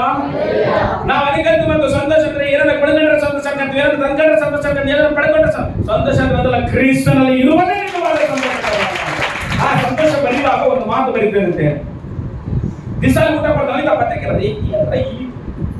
ಎಲ್ಲರೂ ಜೈಲಲ್ಲಿರೋರು ಹೆಂಡತಿ ನೋಡ್ಬೇಕು, ಮಕ್ಕಳು ನೋಡ್ಬೇಕು, ಅವ್ರು ನೋಡ್ಬೇಕು, ಅದು ತಿನ್ಬೇಕು ಇದು ತಿನ್ಬೇಕಂತ ಆಸೆ ಇರ್ತದೆ. ಕೊನೆ ಆಸೆಗಳು ಕೇಳ್ತಿರ್ತಾರೆ, ಯಾರನ್ನ ಕಲ್ಲಿಗೆ ಪೌಲ ಹತ್ರ ಬಂದು ಆ ಸೆಂಟ್ರಲ್ ಜೈಲ್ ಅಧಿಕಾರಿ, ಏನಪ್ಪ ನಾಳೆ ನಿನ್ನ ಕಲ್ಲಿಗೆ ಹಾಕ್ತಾರಪ್ಪ ಅಂತಾರಂತೆ. ಹಿಂಗೆ ಹೇಳ್ತಾನೆ, ಸ್ವತ್ತದನ್ನ ಮತ್ತೆ ತಾಂಡಾಗಿ ನೀವು ಕಲ್ಲಿಗೆ ಹಾಕ್ತಾರೆ ಬಹಳ ಆಚಾರ ಆಗ್ತದೆ. ಸ್ವತ್ತದನ್ನ ತಾಂಡಾಗಿ ಎಲ್ಲಿ ಹಾಕ್ತದೆ ನೀವು? ಎಲ್ಲರ ಸ್ವತ್ತದನ್ನ ತಾಂಡಾಗಿ ಎಲ್ಲಿ ಹಾಕ್ತದೆ ನೀವು? ಹೌದಾ, ಸ್ವತಃ ಇಲ್ಲ. ಎಸ್, ಪೌಲವ ಬರೀತಾನೆ ಮಾತು 4 ಫಿಲಿಪ್ಪ ಬರೆದ ಪತ್ರಿಕೆ 1:20 ಬರೀತೇನೆ, ಮರಣವು ನನಗೆ ಲಾಭ, ಬದುಕುವುದು ನನಗೆ, ಜೀವಿಸುವುದು ನನಗೆ, ನಾನಲ್ಲ ಜೀವಿಸೋದು. ಯಾರ ಹೇಳ್ತಾರಂತ ಓದೋದು ಸಾರಿ 1:20, 21 ಸಾರಿ ಎಂತ ಬರೀತಾರೆ ಫಿಲಿಪ್ಪ ಬರೆದ ಪತ್ರಿಕೆ 1:20, 21. ನಾವು ಯಾವ ವಿಷಯದಲ್ಲಾದರೂ ನಾಚಿಕೆ ಪಡದೆ ಎಂದಿನಂತೆ ಈಗಲೂ ಸಹ ತುಂಬಾ ಧೈರ್ಯದಿಂದಿರುವುದರಿಂದ ಬದುಕಿದ್ದರೂ ಸರಿ ಸತ್ತರೂ ಸರಿ, ಬದುಕಿದ್ರೂ ಸರಿ ಸತ್ತರೂ ಸರಿ, ನನ್ನ ದೇಹದ ಮೂಲಕ ಕ್ರಿಸ್ತನಿಗೆ ಮಹಿಮೆ ಉಂಟಾಗಲಿ, ನನ್ನ ದೇಹದ ಮೂಲಕ ಕ್ರಿಸ್ತನಿಗೆ ಮಹಿಮೆ ಉಂಟಾಗಲಿ. ನನಗೆ ಬಹಳ ಅಭಿಲಾಷ ಏನಂದ್ರೆ ಹಾಗೆಯೇ ಆಗುವುದೆಂದು ಭರವಸೆ ಉಂಟು. ನನಗಂತೂ ಬದುಕುವುದೆಂದರೆ ಕ್ರಿಸ್ತನೇ, ಸಾಯುವುದು ಲಾಭವೇ. ಏನ್ ಲಾಭ? ಯಾರನ್ನ ಸಾಯುವುದು ಲಾಭ ಅಂತ ತಿಳ್ಕೊಳ್ತಾರ. ಆದ್ರೆ ಪೌಲನ ಅಂತ ಹೇಳ್ತಾರಂದ್ರೆ, ನನಗೆ ಸಾಯುವುದ್ರ ಲಾಭಪ್ಪ, ಆದ್ರೆ ನನ್ನ ಸಾಯಿಸಲಾರ ಇನ್ನ ಇಟ್ಟಿದ್ರಲ್ಲ, ಅದಕ್ಕೋಸ್ಕರ ನಾನು ಪತ್ರಿಕೆ ಬರೀತೀನಿ, ಸುವಾರ್ತೆ ಸಾರ್ತಾನೆ, ಪ್ರಾರ್ಥನೆ ಮಾಡ್ತಾನೆ, ಇನ್ನು ಅನೇಕರನ್ನ ಆತ್ಮಗಳನ್ನ ರಕ್ಷಣೆ ಮಾಡ್ತಾನೆ. ಎದಕ್ಕೆ ಗೊತ್ತಾ? ಆಲ್ರೆಡಿ ನಾನು ಸತ್ತೋಗ್ತಿದ್ದೀನಿ, ಜೀವಿಸೋದು ನಾನಲ್ಲ, ನನ್ನೊಳಗೆ ಯೇಸು ಅದಕ್ಕೋಸ್ಕರ ಅಲ್ವಾ ಈತನ ಏನಾದ್ರು ಮೂಲಿ ಕೂತ್ಕೊಂಡಿಲ್ಲ, ಜೈಲಿಗೆ ಹಾಕಿಕೊಂಡೆ. ಪತ್ರಿಕೆಗಳನ್ನ ಬರೀತಿರಲ್ಲ ಯಾರಿಗೆ? ಹೊರಗಡೆ ಸಭೆಯವರಿಗೆ. ನಾನಂತೂ ಕ್ರಿಸ್ತನಲ್ಲಿ ಇದ್ದೇನೆ, ನೀವೆಂಗಿದ್ರೆ ನೋಡ್ಕೊಳ್ರಿ, ಲೋಕದಲ್ಲಿ ಇದ್ದೀರಲ್ಲ, ಯಾರು ಏನೋ ನಾಟ ಆಡ್ತಿದ್ರೆ ನೋಡ್ಕೊಳ್ರಿ, ಚೆನ್ನಾಗಿರ್ರಿ ಅಂತ ಹೇಳ್ಬೇಕಂತ. ಎದಕ್ಕೆ ಗೊತ್ತಾ? ನಮ್ಮ ನಿರೀಕ್ಷೆ, ನಮ್ಮ ಹೋಪು, ನಮ್ಮ ಎದುರು ನೋಡುವಂಥದ್ದೆಲ್ಲವೂ ಈ ಲೋಕಕ್ಕೋಸ್ಕರ ಅಲ್ಲ. ಯಾವ ಲೋಕಕ್ಕೋಸ್ಕರ ಅಂತೆ? ಪರಲೋಕಕ್ಕೋಸ್ಕರ. ಅಲ್ಲಿ ಸಾರಿ ಇವಾಗ ಆಡಿದ್ರಲ್ಲ, ಅದು ಯಾವ್ದು ಆಡ್ರೆ? ಈ ಲೋಕ ನಮ್ಮ ಅದಕ್ಕೆ ಆಡಿದ್ದು ಅದಲ್ಲ, ಬರಿದಾದ ಲೋಕ. ಈ ಹಾಡಪ್ಪ ಯಾರು ಏನು ಕಣಿ ಬಂದ್ವಾ? ಬರ್ಲಿಲ್ಲ ನೋಡು, ಅದೇ ಒಂದು ಎಣ ಇರೋದು ಮುಂದೆ. ಅಲ್ಲಿ ಅದ ಮನುಷ್ಯನ ಇಂಟೆನ್ಷನ್ ಅಂತ ಎಂಟಂತ ಗೊತ್ತಾ? ನೋಡುವಾಗ ಮಾತ್ರ ಒಳ್ಳೆ ನಿನ್ನ ಬತ್ತಾಡ್ಬೇಕಾರ ಏನು ಹಿಂಗೆ ಕುತ್ಕೊಂತಿರ್ಬಾರ್ದು, ಹಿಂಗೆ ಮಾಡ್ಕೊಂತಿರ್ಬಾರ್ದು. ನಾವುಗಳು ದಿವಸ ಇದೇ ತರ ಇರ್ತೀವಿ, ಅದಕ್ಕೋಸ್ಕರ ಇದೇ ತರ ಇದ್ಮೇಲೆ ನಮ್ಗೆ ಗೊತ್ತಾಗ ನಾವು ಅಲಿಗೊತ್ತು ಅಂತೇಳಿ. ಆದ್ರೆ ಎಲ್ಲ ಮುಚ್ಚಿಟ್ಟ ಮೇಲೆ ನಾವು ಹಾಡ್ತಾ ಇದ್ರೆ ಏನೋ ಕೂಡ ಹಾಡು ಬೇಸು ಸ್ವರ ಇಟ್ಟು ಆಟ ಅಂತ ಮಾಡ್ತಾರೆ. ಅಲ್ಲ, ಹಾಡು ಚಿನ್ನದು, ಅಲ್ಲಿಯ ಹಾಡಲ್ಲದು, ಅದೇನದು? ಜೀವನ. ಅದಕ್ಕೋಸ್ಕರ ಪೌಲ ಹೇಳ್ತಾರೆ, ನಿಮ್ಮ ನಿರೀಕ್ಷೆ ಏನು? ನಿಮ್ಮ ಹೋಪ್ ಏನು? ನನ್ನ ನಿರೀಕ್ಷೆ, ನನ್ನ ಹೋಪು, ನನ್ನ ಎದುರು ನೋಡ್ತಿರ್ಬೋದು ನನ್ನ ಯೇಸು ಅಂತ. ಅದಕ್ಕೋಸ್ಕರವೇ ಸಮುದ್ರದ ಮೇಲೆ ಇರುವ ಹಡಗು ಅದು ಅಲಗಾಡಬಾರ್ದು ಅಂದ್ರೆ ಲಂಗರು ಕಾಂಡಾಗಿ ಇಳಿದಿರ್ತಾವಂತೆ. ನಮ್ಮ ಲಂಗರು ನಿರೀಕ್ಷೆ ಅನ್ನುವಂಥದ್ರಲ್ಲಿ ಇಳಿದಿರ್ಬೇಕಂತೆ. ಅಲ್ಲೆಲ್ಲೂಯ. ಏನ್ ನಿರೀಕ್ಷೆ ನಿಮಗೆ? ಏನ್ ಹೋಪು? ಏನ್ ಎದುರು ನೋಡ್ತದನ? ಏನ್ ಎದುರು ನೋಡ್ತದ ಯಾರಿಗೋಸ್ಕರ? ಮನುಷ್ಯರಿಗೋಸ್ಕರ ಅಲ್ಲ, ದೇವರಿಗೋಸ್ಕರ. ಹಲ್ಲೆಲೂಯಾ. ಯಾರಿಗೋಸ್ಕರ ಎದುರು ನೋಡ್ತಾ ಇರೋದು? ದೇವರಿಗೋಸ್ಕರ. ಮೊದಲನೇ ಲಂಗ ಏನಂದ್ರೆ ನಿರೀಕ್ಷೆ. ಎರಡನೇದು 1 ತಿಮೋಥಿ 1:19 ಸಾರಿ 1 ತಿಮೋಥಿ 1:19 ಸಾರಿ ನಂಬಿಕೆಯನ್ನು ಒಳ್ಳೆ ಮನಸ್ಸಾಕ್ಷಿಯನ್ನು ಬಿಡದೆ ಇಟ್ಕೋ. ಇಲ್ಲಿ ಕೇಳಿಸ್ಕೊಡ್ರಿ. ಎರಡನೇದು ಮೊದಲನೇ ಲಂಗರು ನಿರೀಕ್ಷೆ ಅನ್ನುವಂಥದ್ರಲ್ಲಿ ನಮ್ಮ ಲಂಗ ನಮ್ಮ ನಿರೀಕ್ಷೆ ಹೇಳಿದ್ರೆ, ಎರಡನೇದು ಏನ್ ಹೇಳ್ತಾನಪ್ಪ? ಇವಾಗ ಹೋದ್ರಿ, ಮುಂದಕ್ಕೆ ಹೋದ್ರಿ. ಒಂದನೇ ನಂಬಿಕೆಯನ್ನು ಒಳ್ಳೆ ಮನಸ್ಸಾಕ್ಷಿಯನ್ನು ಯಾರಿಗೆಲ್ಲ ಸಿಕ್ಕತ್ತೆ ಎಲ್ಲರೂ ಹೋದ್ರು ಸಾರಿ 1 ತಿಮೋಥಿ 1:19 ಎಲ್ಲರೂ ಹೋದ್ರಿ. ನಂಬಿಕೆಯನ್ನು ಒಳ್ಳೆ ಮನಸ್ಸಾಕ್ಷಿಯನ್ನು ಬಿಡದೆ ಏನ್ ಮಾಡ್ರಿ? ಹಿಡ್ಕೊಳ್ರಿ. ಎರಡನೇ ಲಂಗ ಎದ್ರಲ್ಲಿ ಇರ್ಬೇಕಲ್ರಿ? ಒಳ್ಳೆ ಮನಸ್ಸಾಕ್ಷಿ ಇರ್ಬೇಕಂತ ನಮ್ಗೆ. Hallelujah sir. ಎಲ್ಲರೂ ಯಾವಾಗಲೂ ಸಾಮ್ಯ ಅಂತ ಏನ್ ಗೊತ್ತಾ? ಗದಿಲೋ ಪ್ರಾರ್ಥನೆ ಉಂಡಾಲಂತೆ. ಎಲ್ಲ ನನ್ನ ಸಾರಿ ಗದಿಲಂದ್ರೆ ನಿನ್ ಮನ್ಯಾಗ ನಿನಗೆ ಪ್ರಾರ್ಥನೆ ಇರ್ಬೇಕು. ಎರಡನೇದು ನಿನ್ನ ಹೃದಯದಲ್ಲಿ ಏನಿರ್ಬೇಕಂದ್ರೆ ಯೇಸು ಇರ್ಬೇಕಂತೆ. గదిలో ప్రార్థన ఉండాలి, వీధిలో సాక్ష్యం ఉండాలి, నీ ఒడిలో దేవుడు ఉండాలంటే లేదంటే తెలుగు హల్లెలూయా ఒకసారి ఒకసారి హల్లెలూయా అల్లా. గదిలో ఏముండాలి, వీధిలో ఏముండాలి, నీ ಹೃದಯದಲ್ಲಿ ఎవరుండాలి? ಅವಾಗ ನೀನು ನಂಗಾರು ಏನಂತಂದ್ರೆ ಒಳ್ಳೆ ಮನಸ್ಸಾಕ್ಷಿ ಆಗಿರ್ತೀವಿ. ಹಲ್ಲೆಲೂಯಾ. ಒಳ್ಳೆ ಮನಸ್ಸಾಕ್ಷಿ ಅಂದ್ರೆ ಏನ್ ಗೊತ್ತಾ? ಎದುರಿನ ಜನ ನೀನು ತುಂಬಾ ಒಳ್ಳೆಯವನಂತ ಅನ್ನೋದಲ್ಲ. ಈತ ಇಲ್ದಿದ್ರು ಈತನ ಬಗ್ಗೆ ನಾನು ಹೊರಗಡೆ ಮಾತಾಡ್ತಿರ್ತಲ್ಲ, ಅವಾಗ ಮಾತಾಡ್ತೀವಲ್ಲ ಅದನ್ನ ಬಗ್ಗೆ, ಅದೇ ಒಳ್ಳೆ ಮನಸ್ಸಾಕ್ಷಿ ಮಾತು. ಮನುಷ್ಯನು ಬಹಳ ಯಥಾರ್ಥವಾಗಿರ್ತಾನಪ್ಪ, ಪರವಾಗಿಲ್ಲ, ಸಭೆಯಲ್ಲಿ ಚೆನ್ನಾಗಿರ್ತಾನೆ, ಹೊರಗಡೆ ನೋಡಿದ್ರು ಕೂಡ ಬಹಳ ಔಷಧ ಉಪಯೋಗ ಬರ್ತಾನೆ ಹುಡುಗ, ಪರವಾಗಿಲ್ಲ ಅನ್ನುವ ರೀತಿಯಲ್ಲಿ ಒಳ್ಳೆ ಮನಸ್ಸಾಕ್ಷಿನ ನಾವು ಕಾಪಾಡಿಕೊಳ್ಳೋದು ಬಹಳ ಕೇರ್ಫುಲ್ ಆಗಿರ್ಬೇಕು ಮಾತು. ಎಲ್ಲರೂ ಒಳ್ಳೆ ಮನಸ್ಸಾಕ್ಷಿ ಅನ್ರಿ. ಆದ್ರೆ ಕೆಟ್ಟ ಮನಸ್ಸಾಕ್ಷಿ ಕೂಡ ಐತಂತ ಅರ್ಥ ಮಾತು. ಕೆಟ್ಟ ಮನಸ್ಸಾಕ್ಷಿ ಅನೇಕರಿಗೆ ಇರ್ಬೋದು ಒಂದು ವೇಳೆ, ಆದ್ರೆ ಅದನ್ನ ತೆಗೆದಾಕ್ಬಿಟ್ಟು ಒಳ್ಳೆ ಮನಸ್ಸಾಕ್ಷಿನ ನಾವೇನ್ ಮಾಡ್ಬೇಕು? ಸಂಪಾದನೆ ಮಾಡಿಕೊಳ್ಬೇಕು. ಹೆಂಗ? ನಂಬಿಕೆಯಿಂದ ಒಳ್ಳೆ ಮನಸ್ಸಾಕ್ಷಿ ಸಂಪಾದನೆ ಮಾಡಿಕ. ನಿನ್ನ ಮನೆಯಲ್ಲಿ ಒಳ್ಳೆ ಸಾಕ್ಷಿಯಾಗಿರೋದು. ಎಲ್ಲೇನ ನಿನ್ನ ಗಂಡ ಎಲ್ಲೇನ ಹಣ ಇಟ್ಟರಂದ್ರೆ, ಜೋಬ್ಯಾಗಲಿ ಪ್ಯಾಂಟ್ನಾಗಲಿ ಹಣ ಇಟ್ಟರಂದ್ರೆ ಫಸ್ಟ್ ಕೇಳೋದು ಯಾರು ಗೊತ್ತಾ? ಹೆಂಡತಿನೇ ಕೇಳೋದು. ನಿನ್ ಸಾಕ್ಷಿ ಚೆನ್ನಾಗಿರ್ಬೇಕು. ಅಮ್ಮ ಜೋಬ್ಯಾಗ ಹಾಕಿದ್ರೆ ಹಸಿಲ್ ತಗೊಂತಾರ, ಯಾರ ಬದಿ ಹೇಳಕ್ಕಂತ ಆ ಸಾಕ್ಷಿ ಕೆಲಸ ಮಾಡ್ಬೇಕು. Hallelujah sir ಅಂತಾದ್ರು. ಎದಕ್ಕಂದ್ರೆ ನಿನ್ನ ಸಾಕ್ಷಿ ಎಲ್ಲಾ ಕಡೆ ಇರ್ಬೇಕು. ಸಭೆಯಲ್ಲಿ ನಿನ್ನ ಸಾಕ್ಷಿ ಚೆನ್ನಾಗಿರ್ಬೇಕು, ಕೆಲಸದಲ್ಲಿ ನಿನ್ನ ಸಾಕ್ಷಿ ಚೆನ್ನಾಗಿರ್ಬೇಕು, ಕಾಲೇಜ್ ಹೋಗ್ತದ್ಯಾ, ಸ್ಕೂಲ್ಗೆ ಹೋಗ್ತದ್ಯಾ, ಎಲ್ಲಾ ಕಡೆ ನಿನ್ನ ಸಾಕ್ಷಿ ಚೆನ್ನಾಗಿರ್ಬೇಕು. ಸಾಕ್ಷಿ ಏನ್ ಮಾಡ್ತದ ಅಂತ ಹೇಳ ನಾನು, ಸಾಕ್ಷಿ ಏನ್ ಮಾಡ್ತದೆ ಹೇಳ ನಾನು, ನಿನ್ ಸಾಕ್ಷಿ ಚೆನ್ನಾಗಿ ತನಕ ನೀನು ಹೇಳುವ ಮಾತಿಗೆ ಬೆಲೆ ಇರ್ತದೆ ಅಷ್ಟೇ. ಅಲ್ಲಿ ಹೇಳುವ ಸಾರಿ, ನಿನ್ ಸಾಕ್ಷಿ ಚೆನ್ನಾಗಿಲ್ಲ, ನೀನು ಮುಂಜಾನೆ ಹಿಡಿದು ರಾತ್ರಿ 8 ಗಂಟೆ ಆದ್ರೆ ರಾತ್ರಿ 12 ಗಂಟೆ ತನಕ ನೀನು ಹೇಳು ಎಲ್ಲ ರೈಲ್ ಬಿಡ್ತಾರಂತ. ರೈಲ ಅದೇ ಅಂತಾರ ಮಾತು. ಸಾಕ್ಷಿ ಚೆನ್ನಾಗೈತೆ ತನಕ ಇಲ್ಲಪ್ಪ ಈ ಮನುಷ್ಯನ್ ಹೇಳೋದು ಕರೆಕ್ಟು, ಈ ಮನುಷ್ಯ ಹೇಳೋದು ಕರೆಕ್ಟು, ನಾವು ಸ್ವಲ್ಪ ಸರಿ ಮಾಡ್ಕೋಬೇಕಾಯ್ತು ಜೀವನ, ಆದ್ರೆ ಹಿಂಗ ಆಗ್ಬಿಟ್ಟತೆ, ಸರಿ ಮಾಡ್ಕೋಬೇಕಂತ ಮಾತು. ಸಾಕ್ಷಿ ಬಹಳ ಇಂಪಾರ್ಟೆಂಟ್ ನಮಗೆ ಕ್ರೈಸ್ತರಿಗೆ. ಸಾಕ್ಷಿ ಎಲ್ಲ ಕ್ರೈಸ್ತರಿಗೆ ಬಹಳ ಇಂಪಾರ್ಟೆಂಟ್.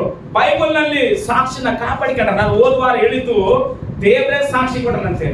ಯೋಬನಿಗೆ ಸಾಕ್ಷಿ ಕೊಟ್ಟನ, ದಾವಿದನಿಗೆ ಸಾಕ್ಷಿ ಕೊಟ್ಟನ, ಮೋಶೆಗೆ ಸಾಕ್ಷಿ ಕೊಟ್ಟನ, ಯೇಸುವಿಗೆ ಸಾಕ್ಷಿ ಕೊಟ್ಟನ, ಅನೇಕರಿಗೆ ದೇವರ ಸಾಕ್ಷಿ ಕೊಟ್ಟನಂತೆ. ಇವ್ರು ನನ್ನ ಮನೆಯಲ್ಲೆಲ್ಲ ನಂಬಿಗಸ್ತರ ಅಂತೇಳಿ ದೇವರೇನಂತೆ ನಮ್ಮ ಸಾಕ್ಷಿಗಳಾಗಿ ನಾವು ಕಾಪಾಡಿಕೊಳ್ಬೇಕು ಬ್ರದರ್ ಮಕ್ಕಳೇ. ನಮ್ಮ ಸಾಕ್ಷಿನ ಕಾಪಾಡಿಕೊಳ್ಳಲಾರದೆ ಹೋದ್ರೆ ನಾವು ಏನು ಹೇಳ್ತೀವೋ ಅದು ಯಾರು ನಮ್ಮಲ್ಲಿ ಅಲ್ಲೆಲ್ಲಿ ಹೇಳಿದ್ರು ಸರ್. ನಾನು ಒಂದು ವೇಳೆ ಕೆಟ್ಟ ಕೆಲಸ ಎಲ್ಲ ಮಾಡಿಕೊಂತ, ನಾನು ಒಂದು ವೇಳೆ ಕೆಟ್ಟದ್ರಲ್ಲಿ ನಡೀತಾ, ಕೆಟ್ಟದ್ರಲ್ಲಿ ಜೀವನ ಮಾಡುತ್ತಾ, ನಾನು ನಿಮಗೆ ವಾಕ್ಯ ಹೇಳುವಾಗ, ಸುವಾರ್ತೆ ಹೇಳುವಾಗ ಫಸ್ಟ್ ನಿಂದು ತೊಳೆಗೋಣ, ಆಮೇಲೆ ನಮ್ಮದು ತೊಳೆಣ ಅಂತ ಮಾತು. ಎಸ್ ಸರ್ ನೋಡಿ, ಕರೆಕ್ಟ್. ಫಸ್ಟ್ ನಿಂದು ತೊಳೆಗೋಣ ಸರಿಯಾಗಿ, ಆಮೇಲೆ ನಮ್ಮನ್ನು ತೊಳೆಯೋಣ ಅಂತ ಮಾತು. ಆದ್ರೆ ನಾನು ಸರಿಯಾಗಿ ಮಾಡಿಕೊಂಡು ನಾನು ನಿಮಗೆ ಬೋಧಿಸುವಾಗ ಇದು ದೇವರ ಮಾತನ್ನು ಸ್ವೀಕಾರ ಮಾಡ್ತೇವೆ. ಹಲ್ಲೆಲೂಯಾ. ಇದೇ ನಿನ್ನ ಮನಸ್ಸಾಕ್ಷಿ ಮಾತು. ಅದಕ್ಕೋಸ್ಕರ ಮೊದಲನೇದು ನಿರೀಕ್ಷೆ. ಯಾರ ಮೇಲೆ ನಿರೀಕ್ಷೆ? ಯೇಸುವಿನ ಮೇಲೆ ನಿರೀಕ್ಷೆ. ಏನ್ ನಿರೀಕ್ಷೆ? ದೊಡ್ಡದಾದಾಗ ಮಕ್ಕಳು ನಮ್ಮನ್ನ ನೋಡಿಕೊಳ್ತಾರಂತ ನಿರೀಕ್ಷೆ. ನವಾಗ ಹೇಳ್ದಲ್ಲ, ಎದಕ್ಕೆ ಅವ್ರಿಗೆ ಜನ್ಮ ಕೊಟ್ಟು ಅವರಿಗೆ ಸಾಕಿ ಸಲಿಗಿ ಅವ್ರನ್ನ ಓದಿಸಿ ಅವ್ರನ್ನ ಬುದ್ಧಿವಂತರ ಮಾಡಿ ವಿದ್ಯಾವಂತರ ಮಾಡಿ ಅವ್ರಿಗೆ ಉದ್ಯೋಗ ಬರಂಗ್ ಮಾಡಿ ಅವ್ರಿಗೆ ಮದುವೆ ಮಾಡಿ ಅವ್ರ ಹೊಟ್ಟೆಯಲ್ಲಿ ಮಕ್ಕಳು ನೋಡೋದು ಎದಕ್ಕ? ಒಂದ್ ದಿವಸ ನನ್ನ ಕೈಲಿ ಆಗಕ್ಕಲ್ಲ, ನನ್ನ ಕಾಲಲ್ಲಿ ಶಕ್ತಿ ಇರೋದಿಲ್ಲ, ನನ್ನ ನಡುವಿನಲ್ಲಿ ಶಕ್ತಿ ಇರೋದಿಲ್ಲ, ನನ್ನ ಮೊಣಕಾಲದಲ್ಲಿ ಶಕ್ತಿ ಇರೋದಿಲ್ಲ, ನಾನು ವಯಸ್ಸಾಗಿ ಹೋಗುತ್ತೆ, ನನಗೆ ಯಾರಾದ್ರೂ ಎಲ್ಪ್ ಬೇಕಂದ್ರೆ ಹೊರಗಡೆ ಇರಲ್ಲ, ನನ್ನ ಹೊಟ್ಟೆಯಲ್ಲಿ ಹುಟ್ಟಿದ ಮಕ್ಕಳೇ ನನಗೆ ನಿರೀಕ್ಷೆ ಆಗಿರ್ತಾರೆ. ನಿರೀಕ್ಷೆ ಅಂತ. ಹಲ್ಲೆಲೂಯಾ. ಎರಡನೇ ನಿರೀಕ್ಷೆ ನನ್ನ ಮನಸ್ಸಾಕ್ಷಿ. ಎಲ್ಲರಂದ್ರೆ ಏನ್ ಸಾಕ್ಷಿ? ನಿನ್ನ ಮನಸ್ಸಾಕ್ಷಿ. ಒಂದ್ಸರಿ ಯಾವಾಗ್ಲೂ ನೆನ್ಪಿಟ್ಕೊಳ್ರಿ, ನಿನ್ನ ಮನೆಯಲ್ಲಿ ಯಾವಾಗ್ಲೂ ಪ್ರಾರ್ಥನೆ ಇರಲಿ, ನೀನ್ ಓಡಾಡುವ ರೋಡ್ನಲ್ಲಿ ನಿನಗೆ ಸಾಕ್ಷಿ ಇರಲಿ, ನಿನ್ನ ಹೃದಯದಲ್ಲಿ ದೇವರಿಗೆ ಒಳ್ಳೆ ಸ್ಥಾನ ಇರಲಿ ಮಾತು. ಅವಾಗ್ಲೂ ನೀನು ಚೆನ್ನಾಗಿರ್ತಿ ಮಾತು. ಮೂರನೇ ಲಂಗರ್ ಏನಂತ ಅಂತಂದ್ರೆ 2 ತಿಮೋತಿ 4ನೇ ಅಧ್ಯಾಯ 2ನೇ ವಚನ ಓದ್ರಿ. 2 ತಿಮೋತಿ 4ನೇ ಅಧ್ಯಾಯ 2ನೇ ವಚನ.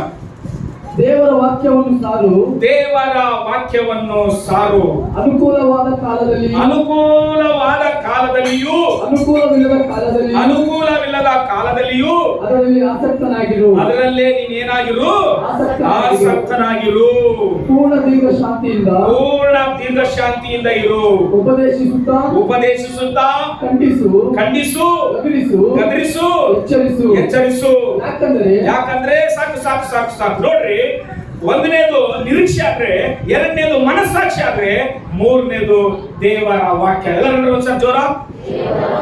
ಬೈಬಲ್ ಅಲ್ಲಿ ಹೇಳ್ತದೆ, ಈ ಭೂಮಿ ಗತಿಸುವಂತೆ, ಆಕಾಶ ಕೂಡ ಗತಿಸುವಂತೆ, ದೇವರ ಮಾತು ಏನಾಗಲ್ಲ, ಗತಿಸುವಂತ. ನಾನು ಹಾಡಾಡೋದಲ್ಲ, ಏದಿ ಮಾರಿನ ನೀ ಮಾಟ ಮಾರದಯ್ಯ, ಏದಿ ಆಗಿನ ನೀ ಮಾಟ ಜರುನಯ್ಯ, ನೀ ಮಾಟ ಜೀವ ಮುಗಲದಯ್ಯ, ಏಸಯ್ಯ ಹಲ್ಲೆಲೂಯಾ. ಸರಿ, ಅರ್ಥ ಏನು ಗೊತ್ತಾ? ಮೊದಲನೇದು ದೇವರ ಮೇಲೆ ನಮಗೆ ನಿರೀಕ್ಷೆ ಇರಬೇಕು, ಎರಡನೇದು ನಮ್ಮ ಮನಸ್ಸಾಕ್ಷಿ ಚೆನ್ನಾಗಿರ್ಬೇಕು ಮಾತು, ಮೂರನೇದು ದೇವರ ವಾಕ್ಯದ ಮೇಲೆ ನಿನ್ನ ಜೀವನ ಕಟ್ಕೊಳ್ಬೇಕು. ಇಬ್ರು ಮನೆ ಕಟ್ಟಿರುತ್ತೆ, ಒಬ್ರು ಉಸಿನ ಮೇಲೆ ಕಟ್ಟಿರುತ್ತೆ, ಒಬ್ರು ಬಂಡೆ ಮೇಲೆ ಕಟ್ಟಿರುತ್ತೆ. ಮಳೆ ಬಂತು, ತುಫಾನ್ ಬಂತು, ಗಾಳಿ ಬಂತು, ನದಿಗಳು ಬಂದು, ಎರಡು ಮನೆ ಚೆನ್ನಾಗಿದ್ವಾ, ಒಂದು ಮನೆ ಬಿದ್ದೋಯ್ತು. ಹೇಳಿ ನೋಡೋಣ, ಯಾವ ಮನೆ ಬಿದ್ದೋಯ್ತು? ಉಸಿನ ಮೇಲೆ ಕಟ್ಟಿರೋದು. ಅಂದ್ರೆ ಎರಡು ಮನೆ ಕಟ್ಟಿರೋ ಮಾತು. ಅಂದ್ರೆ ಕೆಲವು ವಿಶ್ವಾಸಗಳು ಹೆಂಗಿರ್ತಾರೆ ಅಂತಂದ್ರೆ ನೋಡ್ಲಿಕ್ಕೆ ಚಂದವಾಗಿರ್ತಾರೆ, ಕೆಲವು ಸಮಸ್ಯೆಗಳು ತಾಕಿದಾಗ ತುಫಾನ್ ತರ, ಬಿರುಗಾಳಿ ತರ, ಸಮಸ್ಯೆ ಬಂದಾಗ, ಕಷ್ಟ ಬಂದಾಗ, ಕಣ್ಣೀರು ಬಂದಾಗ, ಅವಮಾನ ಬಂದಾಗ ಅವರು ಸ್ಟ್ಯಾಂಡರ್ಡ್ ಆಗಿ ನಿಂತ್ಕೊಂತಾರ. ಅವರು ವಾಕ್ಯದ ಮೇಲೆ ಕಟ್ಟಿರ್ತಾರ. ನೀನು ವಾಕ್ಯದ ಮೇಲೆ ಕಟ್ಟಿಲ್ಲ ಅಂತಂದ್ರೆ ನೀನು ಉಸಿನ ಮೇಲೆ ಕಟ್ಕೊಂಡಿ. ಅದಕ್ಕೋಸ್ಕರ ನಿನಗೆ ಸಮಸ್ಯೆ ಬಂದಾಗ, ಪ್ರಾಬ್ಲಮ್ ಬಂದಾಗ, ನಿನಗೆ ವೇದನೆ ಆದಾಗ, ಅವಮಾನಗಳಾದಾಗ ನೀನು ಬಿದ್ದೋಗ್ಬಿಟ್ಟಿಗೆ. ಎಲ್ಲೆಲ್ಲಿ ಬಿದ್ದೋಗಿ ಹೇಳ? ಸಭೆಗೆ ಬರ್ಲಾರ್ದೆ ಬಿದ್ದೋದೆ, ವಾಕ್ಯ ಓದ್ಲಾರ್ದೆ ಬಿದ್ದೋದೆ, ಪ್ರಾರ್ಥನೆ ಮಾಡ್ಲಾರ್ದೆ ಬಿದ್ದೋದೆ, ಉಪವಾಸ ಮಾಡ್ಲಾರ್ದೆ ಬಿದ್ದೋದೆ. ಟೋಟಲ್ ಆಲ್ಮೋಸ್ಟ್ ಹೇಳ್ಬೇಕಂದ್ರೆ ದೇವರಿಂದ ದೂರ ಆದೆ ನೀನು. ಹಲೋ, ಅದಕ್ಕೋಸ್ಕರವೇ ಎದರಲ್ಲಿರ್ಬೇಕು? ವಾಕ್ಯದ ಮೇಲಿರ್ಬೇಕು ನಿನಗೆ ಪ್ರತಿಯೊಂದು ಆಧಾರ.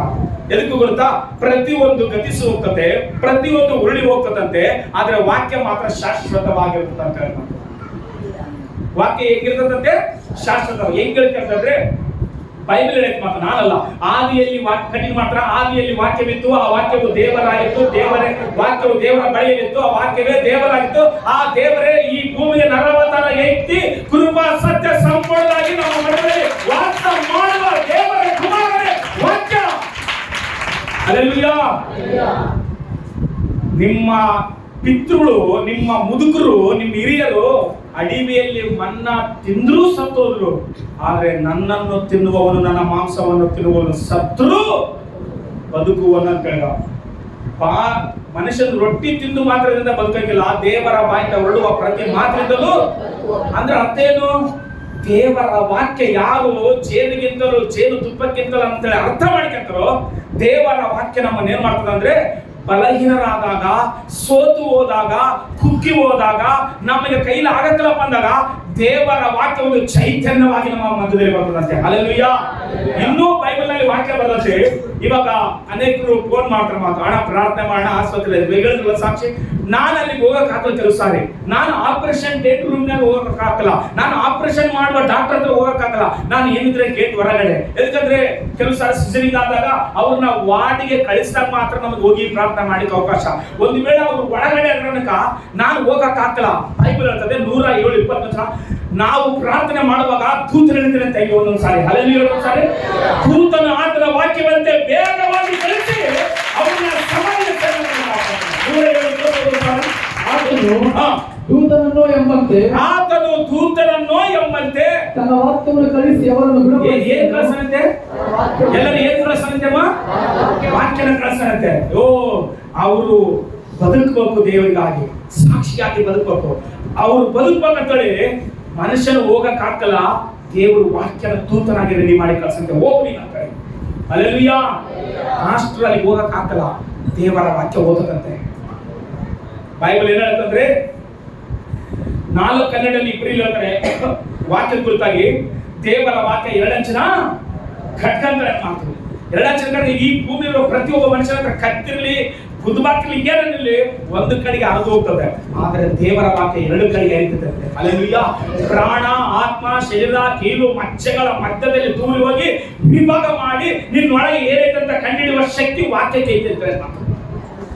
ಕನ್ನಡಿ ಮುಂದೆ ನಿಂತ್ಕೊಂಡ್ರ ನಮ್ಮ ಮುಖ ಕಾಣ್ತದ, ವಾಕ್ಯದ ಮುಂದೆ ನಿಂತ್ಕೊಂಡ್ರೆ ನಿನ್ನ ಹೃದಯದಲ್ಲಿ ಏನಂತ ಕಾಣ್ತದೆ. ಹಲೋ, ಹೇಳ್ರಿ ಸಾರಿ. ಕನ್ನಡಿ ಮುಂದೆ ನಿಂತ್ಕೊಂಡ್ರೆ ನಿನ್ ಮುಖ ಕಾಣ್ತತೆ, ವಾಕ್ಯದ ಮುಂದೆ ನಿಂತ್ಕೊಂಡ್ರೆ ನಿನ್ ಹೃದಯದಲ್ಲಿ ಏನೈತೆ ಅಂತ ಕಾಣ್ತದೆ. ಅಷ್ಟು ಪವರ್ ವಾಕ್ಯ ಅಂದ್ರೆ. ಹಲ್ಲೆಲೂಯಾ. ಅದಕ್ಕೋಸ್ಕರವೇ ನಾನು ಹೆಚ್ಚು ಪ್ರಥಮ ಸ್ಥಾನ ಕೊಡೋದು ಏನು ಗೊತ್ತಾ? ಹೇಳ್ತೇನೆ, ಸತ್ಯ ಹೇಳ್ತೇನೆ, ಎಲ್ಲರೂ ಗಮನ ತಿಳ್ಕೊಂಡೆ ರೀ. ರೋಗ ಇವತ್ತು ಬಂದಿಲ್ಲ ಅಂತ ಹೇಳಿ ಏನ್ ಚಿಂತೆ ಮಾಡಬೇಡ. ಇವತ್ತು ಬರಲಿಲ್ಲ ಅಂದ್ರೆ ನಾಳೆ ಬರ್ತದೆ. ರೋಗದಲ್ಲಿ ಇದ್ರೂ ಸತ್ತೋದ್ರೆ ಚಿಂತೆ ಮಾಡಬೇಡ. ರಕ್ಷಣೆ ಹೊಂದಿ ಸತ್ತೋದ್ರೆ ದೇವರು ರಾಜ ಕೊಟ್ಟು. ಆದ್ರೆ ರಕ್ಷಣೆ ಹೊಂದಲಾರ್ದಂಗೆ ನೀನು ಸತ್ತೋಗಿ ಅನಕ ನೀನು ನರಕಕ್ಕೆ ಹೋಗ್ತೀವಿ. ಅದಕ್ಕೋಸ್ಕರವೇ ಮುಖ್ಯವಾಗಿ ಏನ್ ಗೊತ್ತು ನಮ್ಗೆ ಬೇಕಾದ್ದು? ವಾಕ್ಯ. ಯಾಕೆಂದ್ರೆ ವಾಕ್ಯ ನಾವು ಅರ್ಥ ಮಾಡ್ಕೊಂಡಾಗ, ವಾಕ್ಯನ ನಾವು ಕೇಳುತ್ತಾ ಇರುವಾಗ, ವಾಕ್ಯನ ನಾವು ನಂಬಿದ್ರೆ ಸಾಕು. ವಾಕ್ಯ ಏನ್ ಮಾಡ್ತದಂದ್ರೆ, ವಾಕ್ಯನ ನಿನ್ನನ್ನು ಏನು ಬೇಕಾದ್ರೂ ಬದಲಾವಣೆ ಮಾಡಿ, ನಿನ್ನನ್ನು ಸರಿ ಮಾಡಿ, ನಿನ್ನನ್ನು ಪಾಪದಲ್ಲಿ ಬೀಳಲಾರದಂತೆ ಸ್ಟ್ಯಾಂಡರ್ಡ್ ಆಗಿ ನಿಲ್ಲಿಸಿ ಪರಿಶುದ್ಧನಾಗಿ ಮಾಡಿ, ಪರಿಶುದ್ಧಾತ್ಮದಿಂದ ಹೀಲ್ ಮಾಡುವ ಪವರ್ ವಾಕ್ಯಕ್ಕೆ ಐತಂತೆ. ಅಲ್ಲೆಲೂಯಾ. ಅಷ್ಟೇ ಹೊತ್ತಾಗಿ ನನಗೆ ಬೇಸ ಆಗ್ಬೋದು, ನನಗೆ ಸ್ವಸ್ಥತೆ ಆಗ್ಬೋದು, ಈ ಪಾಸ್ಟರ್ ಹತ್ರ ಶಕ್ತಿ ಇಲ್ಲ, ಈ ಪಾಸ್ಟರ್ ಮಾತ್ರ ಶಕ್ತಿ ಆಗಬೇಡ. ನೀನು ದೇವರ ವಾಕ್ಯಕ್ಕೆ ಕಿವಿ ಕೊಟ್ಟು ಕೇಳ್ತಾ ಇರು, ಕೇಳ್ತಾ ಇರು, ಕೇಳ್ತಾ ಇರು. ನಿನ್ನ ಹೃದಯದಲ್ಲಿ ಹೀಗಾಗ್ತದೆ.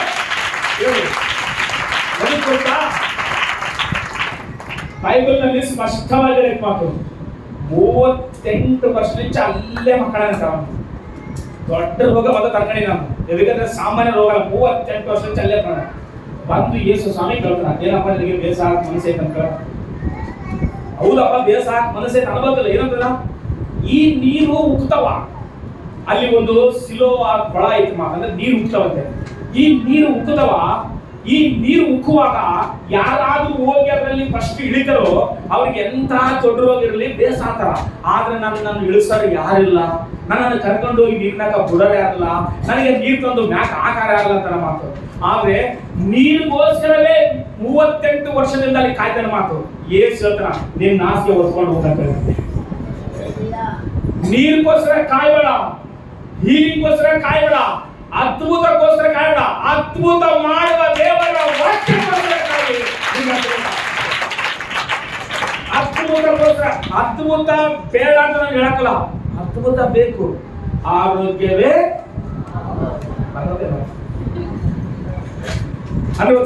ಆರೋಗ್ಯವೇ ಏನ್ರಿ ಸಕ ತುಂಬಾ ಅನ್ನ ಪಲ್ಯ ತಿನ್ಲಿದ್ರೆ ನಮ್ಮ ಎಷ್ಟಕ್ಕೆ ಏನಂತ ಎಸ್ ಆರೋಗ್ಯ ಬೇಕು.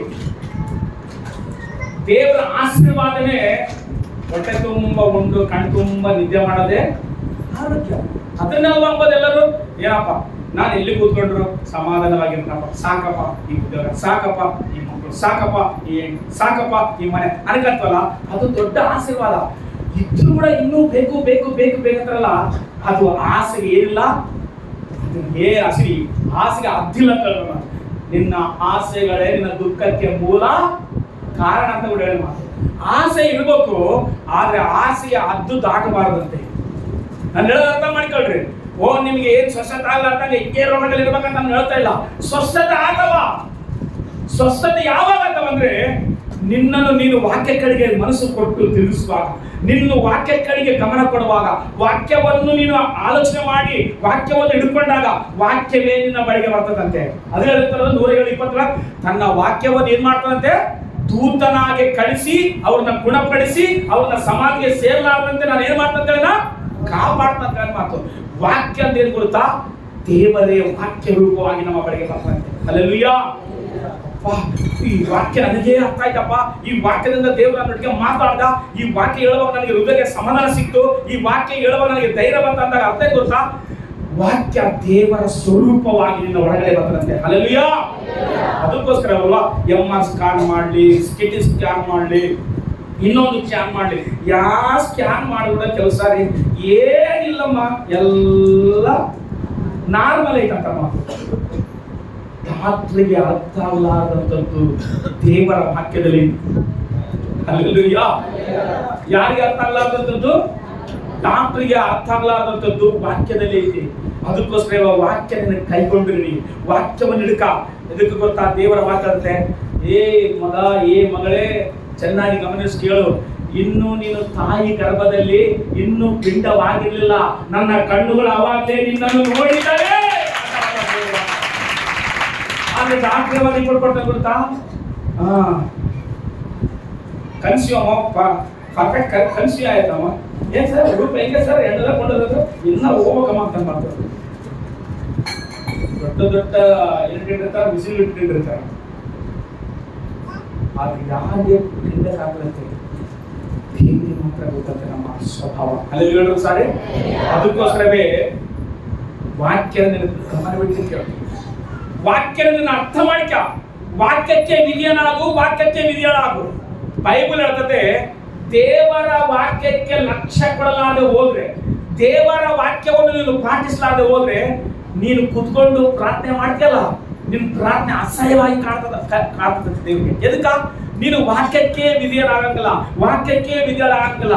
ನಿನಗೆ ಹೆಂಗ ಅಭ್ಯಾಸ ಆಗ್ತದ ಸರಿ, ನಿನಗೆ ಹೆಂಗ ಹೀಲ್ ಆಗ್ತದ ಸರಿ, ನೀನು ವಾಕ್ಯಕ್ಕೆ ಫಸ್ಟ್ ವಿಧಿಯನಾಗ. ನಿನ್ನ ಪ್ರಾರ್ಥನೆ ಕೇಳ್ಬೇಕಂದ್ರೂ ನಿನ್ನ ಹೃದಯ ಸರಿ ಮಾಡಿಕೊಂಡ, ಹೃದಯ ಸರಿ ಮಾಡ್ಕೊಳ್ಬೇಕಂತಂದ್ರೆ ಗುಳಿಗೆ ತಿನ್ಬೇಕಾ, ಹೃದಯ ಸರಿ ಮಾಡ್ಕೊಳ್ಬೇಕಂದ್ರೆ ಡಾಕ್ಟರ್ ಹೋಗಿ ಇಂಜೆಕ್ಷನ್ ಹಾಕ್ಸ್ಬೇಕಾ, ಹೃದಯ ಸರಿ ಮಾಡ್ಕೊಳ್ಬೇಕಂದ್ರೆ ಗ್ಲುಕೋಸ್ ಹಾಕ್ಸ್ಬೇಕಾ?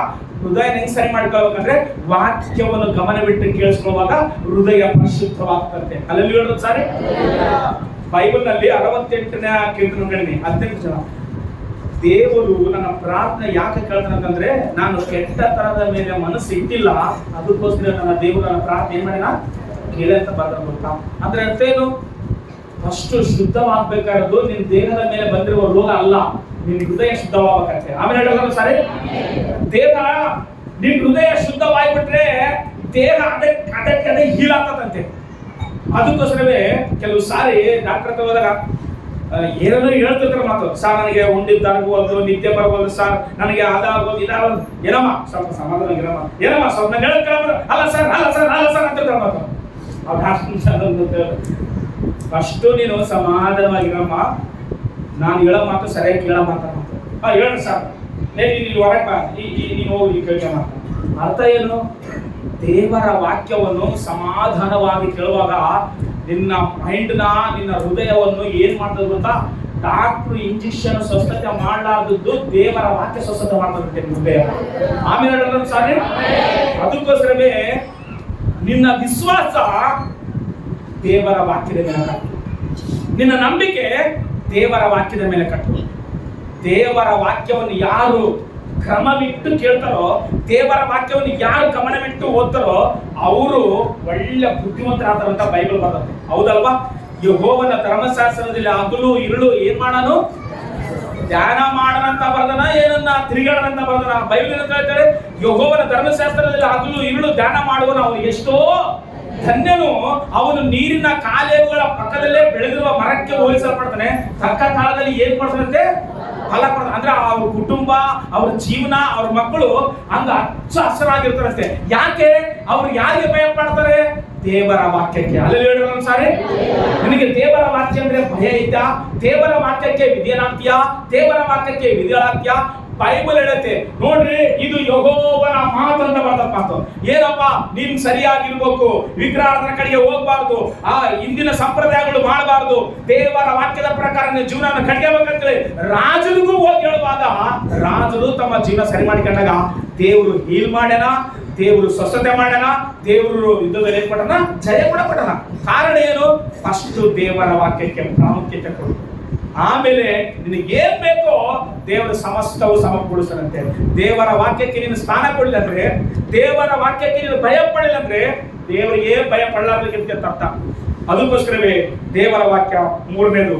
ನಾಲ್ಕನೇದು ಏನಂತಂದ್ರೆ, 2ನೇ ತಿಮೋಥೆ ಅಲ್ಲೇ ಇಟ್ಕೊಂಡ್ರಪ್ಪ, 1ನೇ ಅಧ್ಯಾಯ 7ನೇ ವಚನ ಓದು. 2ನೇ ತಿಮೋಥೆ ಏನು? 1ನೇ ಅಧ್ಯಾಯ 7ನೇ ವಚನ ಓದು. ದೇವರು ನಮಗೆ ಕೊಟ್ಟಿರುವ ಆತ್ಮವು ಬಲ, ದೇವರು ನಮಗೆ ಕೊಟ್ಟಿರುವುದು ಆತ್ಮವು ಬಲ, ಪ್ರೀತಿ, ಶಿಕ್ಷಣಗಳ. 2ನೇ ತಿಮೋಥೆ 1:7 ಮಾತ್ರ ಓದು ಸ್ವಲ್ಪ. ದೇವರು ನಮಗೆ ಕೊಟ್ಟಿರುವ ಆತ್ಮವು ಬಲ, ಪ್ರೀತಿ, ಶಿಕ್ಷಣಗಳ ಆತ್ಮವೇ ಹೊರತು ಏಳಿತನದ ಆತ್ಮವಲ್ಲ. ಹಲ್ಲೆಲೂಯಾ. ಸಾರಿ, ಫಸ್ಟ್ನೇದು ನಿರೀಕ್ಷೆ, 2ನೇದು ಒಳ್ಳೆ ಮನಸ್ಸಾಕ್ಷಿ, 3ನೇದು ದೇವರ ವಾಕ್ಯ, 4ನೇದು ಏನು ಗುರುತಾ? ಪವಿತ್ರ ಆತ್ಮ. ಎಲ್ಲ ನೋಡ್ರಿ ಸಾರಿ, ಎಲ್ಲ ಜೋರ ಹೇಳ್ರಿ, ಪವಿತ್ರ ಆತ್ಮ. ಅಲ್ಲಿ ಒಂದ್ಸರಿ ಎಲ್ಲರೂ ಹೇಳ್ತೀನಿ, ಪವಿತ್ರ ಆತ್ಮ. ಪವಿತ್ರ ಆತ್ಮ, ಪವಿತ್ರ ಆತ್ಮ ಅಂದ್ರೆ ಯಾರು? ತಂದೆ, ಮಗ, ಪರಿಶುದ್ಧಾತ್ಮ. ತಂದೆ ಒಬ್ಬ ವ್ಯಕ್ತಿ, ಮಗಗಳು ಒಬ್ಬ ವ್ಯಕ್ತಿ, ಪರಿಶುದ್ಧಾತ್ಮ ಕೂಡ ವ್ಯಕ್ತಿಯೇ. ಹಲ್ಲೆಲೂಯಾ. ಯೇಸು ಕ್ರಿಸ್ತರು ದೀಕ್ಷಾಸ್ನಾನ ತೆಗೆದುಕೊಂಡಾಗ ನೀರಿನಿಂದ ಮೇಲೆ ಬರುವಾಗ ಪರಿಶುದ್ಧಾತ್ಮನು ಪಾರಿವಾಳದ ಹಾಗೆ ಅಂತ ಹೇಳಿ, ಪಾರಿವಾಳ ಅಲ್ಲ, ಪಾರಿವಾಳದ ಹಾಗೆ ಯೇಸು ಕ್ರಿಸ್ತನ ಮೇಲೆ ಇಳಿದು ಬಂದನಂತೆ. ಹಲ್ಲೆಲೂಯಾ ಸಾರಿ. ಅಂದ್ರೆ ಪರಿಶುದ್ಧಾತ್ಮನು ನಮ್ಮ ಮೇಲೆ ಬರುವಾಗ ಏನಾಗುತ್ತಂದ್ರೆ, ನಾವು ಯಾವುದಕ್ಕಾದ್ರೂ ಭಯಪಟ್ಟು ಓಡ್ತಾ ಇದ್ವೋ, ಯಾವುದಕ್ಕಾದ್ರೂ ಭಯಪಟ್ಟು ನಾವು ಹಿಂಜರಿತಾ ಇದ್ವೋ, ಪರಿಶುದ್ಧಾತ್ಮ ಬಂದಾಗ ಧೈರ್ಯವಾಗಿರುತ್ತಂತೆ. ಆಮೇಲೆ ಅಪೊಸ್ತಲರು ಯೇಸು ಸ್ವಾಮಿ ತಿರುಗಂಡದಾಗ ಎಲ್ಲರೂ ಭಯಪಟ್ಟು ಕತ್ತಲಾಗಿ ಕೂತ್ಕೊಂಡಿರುವಾಗ 120 ಜನ ಪೆಂತಿಕೋಸ್ತು ದಿನ 10 ದಿವಸ ಏನ್ ಮಾಡಿದ್ರೆ ಪ್ರಾರ್ಥನೆ ಮಾಡಿರಂತೆ. ಯಾರಿಗೋಸ್ಕರ? ಪರಿಶುದ್ಧಾತ್ಮಕ್ಕೋಸ್ಕರ. ಯೇಸು ಹೇಳೋಣ, ನೋಡ್ರಿ, ನೀವು ಯೆರೂಸಲೇಮನ್ನು ಬಿಟ್ಟು ಹೋಗ್ಬೇಡ್ರಿ. ಎದಕ್ಕಂದ್ರೆ ನೀವು ಸ್ವಂತ ಶಕ್ತಿಯಿಂದ ನೀವು ಏನನ್ನು ಜಯಿಸಕ್ ಆಗಲ್ಲ, ಅದಕ್ಕೋಸ್ಕರವೇ ನೀವು 10 ದಿವಸ ಕಾದ್ಕೊಂಡ್ರಿ ಯೆರೂಸಲೇಮಿನಲ್ಲಿ ಅಂತಂದಾಗ ಅವರು ಪ್ರಾರ್ಥನೆ ಮಾಡ್ತಾರಂತೆ. 10 ದಿವಸ ಪಂಚಶತಮ ದಿವಸ ಬಂದಂತೆ. ಅವಾಗ ಪರಿಶುದ್ಧಾತ್ಮನ ಬೆಂಕಿಯಾಗಿ ಎಲ್ಲರ ಮೇಲೆ ಇಳಿದು ಬಂದಂತೆ. ಹಲ್ಲೆಲೂಯಾ. ಅವಾಗ ಅವರು ಅಲ್ಲಿಂದ ಯೆರೂಸಲೇಮಿನಲ್ಲಿಯೂ, ಯೂದಾಯದಲ್ಲಿಯೂ, ಸಮರಯ ಸೀಮೆಯಲ್ಲಿಯೂ, ಲೋಕದ ಕಟ್ಟ ಕಡೆಯವರೆಗೆ ಯಾರ್ಯಾರಿಗೆ ಸಾಕ್ಷಿಯಾಗಿದ್ರು ನೋಡಿ. ಇವಾಗ ಯೇಸುಗೋಸ್ಕರ ಸಾಕ್ಷಿಯಾಗಿದ್ದಾರೆ. ಪರಿಶುದ್ಧಾತ್ಮನ ಮೇಲೆ ಬರುವಾಗ, ಪರಿಶುದ್ಧಾತ್ಮನನ್ನು ಆವರಿಸಿಕೊಳ್ಳುವಾಗ ಅವಾಗ ನಮಗೆ ಧೈರ್ಯವಾಗ್ತದೆ. ಅವಾಗ ನಾವು ಯಾವುದಕ್ಕ ಭಯ ಪಡಕಲ್ಲ. ಮಾತು ನಾನು ಯಾವಾಗ ಹೇಳ್ತಿದ್ದಲ್ಲ, ಇವಾಗ ಜೋರ ಹೇಳ್ರಿ, ಲೋಕದಲ್ಲಿ ಹೋಗಲಿಗಿಂತ ಇವಾಗ ಎಲ್ಲಿರಂತ ದೊಡ್ಡರು 1 ಯೋಹಾನ 4:4 ಜೋರ ಹೋದು. 1 ಯೋಹಾನ 4:4 1 ಯೋಹಾನ 4ನೇ ಅಧ್ಯಾಯ 4ನೇ ವಚನ. ಪ್ರಿಯರಾದ ಮಕ್ಕಳೇ, ನೀವಂತೂ ದೇವರಿಂದ ಹುಟ್ಟಿದವರಾಗಿದ್ದೀರಿ ಮತ್ತು ಲೋಕದಲ್ಲಿರುವವನಿಗಿಂತ, ಎಲ್ಲರೂ ಕೇಳಿಸ್ಕೊಂಡು, ಲೋಕದಲ್ಲಿರುವ ಅಂದ್ರೆ ಲೋಕದಲ್ಲಿ ಒಬ್ಬ ನರನಂತ ಅರ್ಥ. ಲೋಕದಲ್ಲಿ ಒಬ್ಬ ನರನ, ಅವನು ಭಯ ಪಡಿಸದನ, ಅವನು ನಿಮ್ಮನ್ನ ಕದರ್ಸದನ, ಅವನು ನಿಮ್ಮನ್ನ ಭಯ ಪಡಿಸದನ, ಅವನು ನಿಮ್ಗೆ ಏನೋ ಒಂದು ತೋರಿಸಿ ನಿಮ್ಮನ್ನ ಏನ್ ಮಾಡ್ತಾನೆ ಅಂದ್ರೆ ಅವನು ಗಾಬರಿ ಮಾಡ್ತಾನೆ ಮಾತು. ಆದ್ರೆ ನೀವು ತಿಳ್ಕೊಳ್ರಿ, ಲೋಕದಲ್ಲಿರುವವನಿಗಿಂತ ಇವಾಗ ನಿಮ್ಮಲ್ಲಿರುವಾತನು ಹೆಚ್ಚಿನವನಾಗಿರುವುದರಿಂದ ನೀವು ಆ ಸುಳ್ಳು ಪ್ರವಾದಿಗಳನ್ನು ಜಯಿಸಿದ್ದೀರಿ. ಎಲ್ಲ ಗಮನಿಸಿಕೊಳ್ಳೋಣ. ಯಾರಿಗೆ ಹೆಚ್ಚಿಗಾಗಿರ್ಬೇಕು? ಸುಳ್ಳು ಪ್ರವಾದಿಗಳಿಗೆ. ನಿಮಗೆ ಹಿಂಗಾದತ್ ನೋಡು ಅಂತ ಹೇಳಿ ಭಯ ಪಡಿಸಲ್ಲ, ಅವರಿಗೆ ಭಯ ಪಡಬೇಡ್ರಿ. ಲೋಕದಲ್ಲಿ ಅವನು ಸುಳ್ಳು ಹೇಳಿಕ್ಕಾಗಿದ್ದಾನೆ, ಆದ್ರೆ ನಿಮ್ಮೊಳಗೆ ಸತ್ಯದ ಆತ್ಮ ಇದ್ದಾನೆ ಅಂತ ಹೇಳಿ ಅಲ್ಲಿ ಸಾರಿ. ಯೋಹಾನ ಬರೆಸುವಂತೆ 14:16-17 ಯೋಹಾನ ಬರೆಸುವಂತೆ 14ನೇ ಅಧ್ಯಾಯ 16-17. ಪರಿಶುದ್ಧಾತ್ಮನು ಯಾವ ರೀತಿ ಬರ್ತಾನೆ, ಯಾವ ರೀತಿ ಇರ್ತಾನೆ, ಯಾರು ನೋಡಕ್ಕಾಗಲ್ಲ ಅಂತ ಹೇಳಿ ಬರೋಣ ಮಾತಲ್ಲಿ. ಆಗ ನಾನು ತಂದೆಯನ್ನು ಕೇಳಿಕೊಳ್ಳುವಾಗ ಆತನು ನಿಮಗೆ ಬೇರೊಬ್ಬ ಸಹಾಯಕನನ್ನು, ಯಾರಂತೆ? ಬೇರೊಬ್ಬ ಸಹಾಯಕನು ಸದಾಕಾಲ ನಿಮ್ಮ ಸಂಗಡ ಇರುವುದಕ್ಕೆ ಕೊಡುವನು. ಯಾವಾಗ ಇರ್ತಾನೆ ಅಂತ ಆತನು? ಎಲ್ಲ ನೋಡಿ, ಯಾವಾಗ ಇರ್ತಾನ? ಸದಾಕಾಲ. ಎಲ್ಲ ಗಮನಿಸ್ಕೊಳ್ಬೇಡ್ರಿ. ತಂದೆ ಕಾಲ ಮುಗಿದೋಯ್ತು, ಮಗನ ಕಾಲ ಮುಗಿದೋಯ್ತು. ಇವಾಗ ಯಾರ ಕಾಲ ಗೊತ್ತಾ? ಪರಿಶುದ್ಧಾತ್ಮನ ಕಾಲ. ಅದಕ್ಕೋಸ್ಕರವೇ ದೊಡ್ಡ ಸ್ಟೇಜ್ ಮೇಲೆ ಇರೋರು, ದೊಡ್ಡ ಸಭೆಗಳಿರುವವರು ಏನ್ ಮಾಡ್ತಾರೆ? ಶಿವಕ್ಕೆ ವಾಕ್ಯ ಹೇಳ್ತಾರ. ಅವಾಗ ನೀವು ನೋಡುವಾಗ ಆಚಾರದ ಏನ್ರಿ, ನಮ್ಮ ಹಿಂದೂಗಳೇ ಎಷ್ಟೋ ಚೆನ್ನಾಗಿ ಅಂತ ಕೆಲವರು ಇವ್ರೇಂತರ ದೇವ್ರ ಅಂತಾರ, ದೇವ್ರ ಗುಡಿ ಅಂತಾರ, ಆ ಸ್ಟೇಜ್ ಅಂತಾರ, ಅಲ್ಲಿ ಕೂಡ ಶಿವಕ್ಕೆ ಅಂತಾರ, ಅಲ್ಲಿ ಕೂಡ ಈ ಶಿವಕ್ಕೆ ವಾಕ್ಯ ಹೇಳ್ತಾರೆ. ಅರ್ಥ ಆಗ್ಲಿಕ್ಕಾಗಿ ಅಂತಾರ. ಆಗಿನ ಕಾಲದಲ್ಲಿ, ಮೋಶೆ ಕಾಲದಲ್ಲಿ ಏನಂತಂದ್ರೆ, ದೇವರು ಪ್ರತ್ಯಕ್ಷತೆ ಕಂಡಾಗ, ನೋಡಪ್ಪ ನೀವು ನಿಂತ್ಕೊಂಡಿರುವ ಸ್ಥಳ ಪರಿಶುದ್ಧವಾದ ಸ್ಥಳ, ಅದಕ್ಕೋಸ್ಕರ ಈ ಕಾಲ ಚಪ್ಪಲಿ ಬಿಟ್ಬಿಡು ಅಂತ ಮಾತು. ಎದಕ್ಕಂದ್ರೆ ದೇವರು ಒಳಗಡೆ ಇರ್ತಾ ಇರಲಿಲ್ಲ ಅವಾಗ. ಎಲ್ಲ ಗಮನಿಸ್ಕೊಳ್ಳಿ, ದೇವರು ನಮ್ಮೊಳಗೆ ಅವಾಗ ಇರ್ತಲ್ಲ.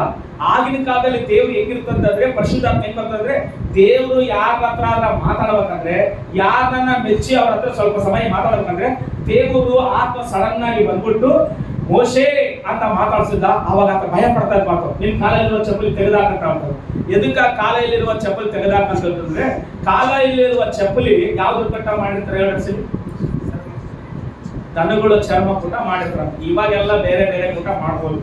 ದನಗಳು ಚರ್ಮ ಕೂಟ ಮಾಡಿರ್ತಾರೆ.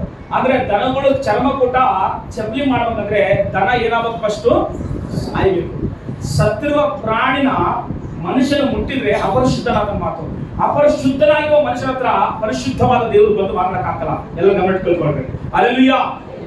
ಪರಿಶುದ್ಧವಾದ ದೇವರು ಅಪರಿಶುದ್ಧವಾದ ಮನುಷ್ಯನೊಟ್ಟಿಗೆ ಮಾತಾಡಬೇಕಂದ್ರು ಮನುಷ್ಯರೊಳಗೆ ಇರ್ಬೇಕಂದ್ರು ಅಪರಿಶುದ್ಧವಾದದ್ದು ಏನಿರಬಾರ್ದು.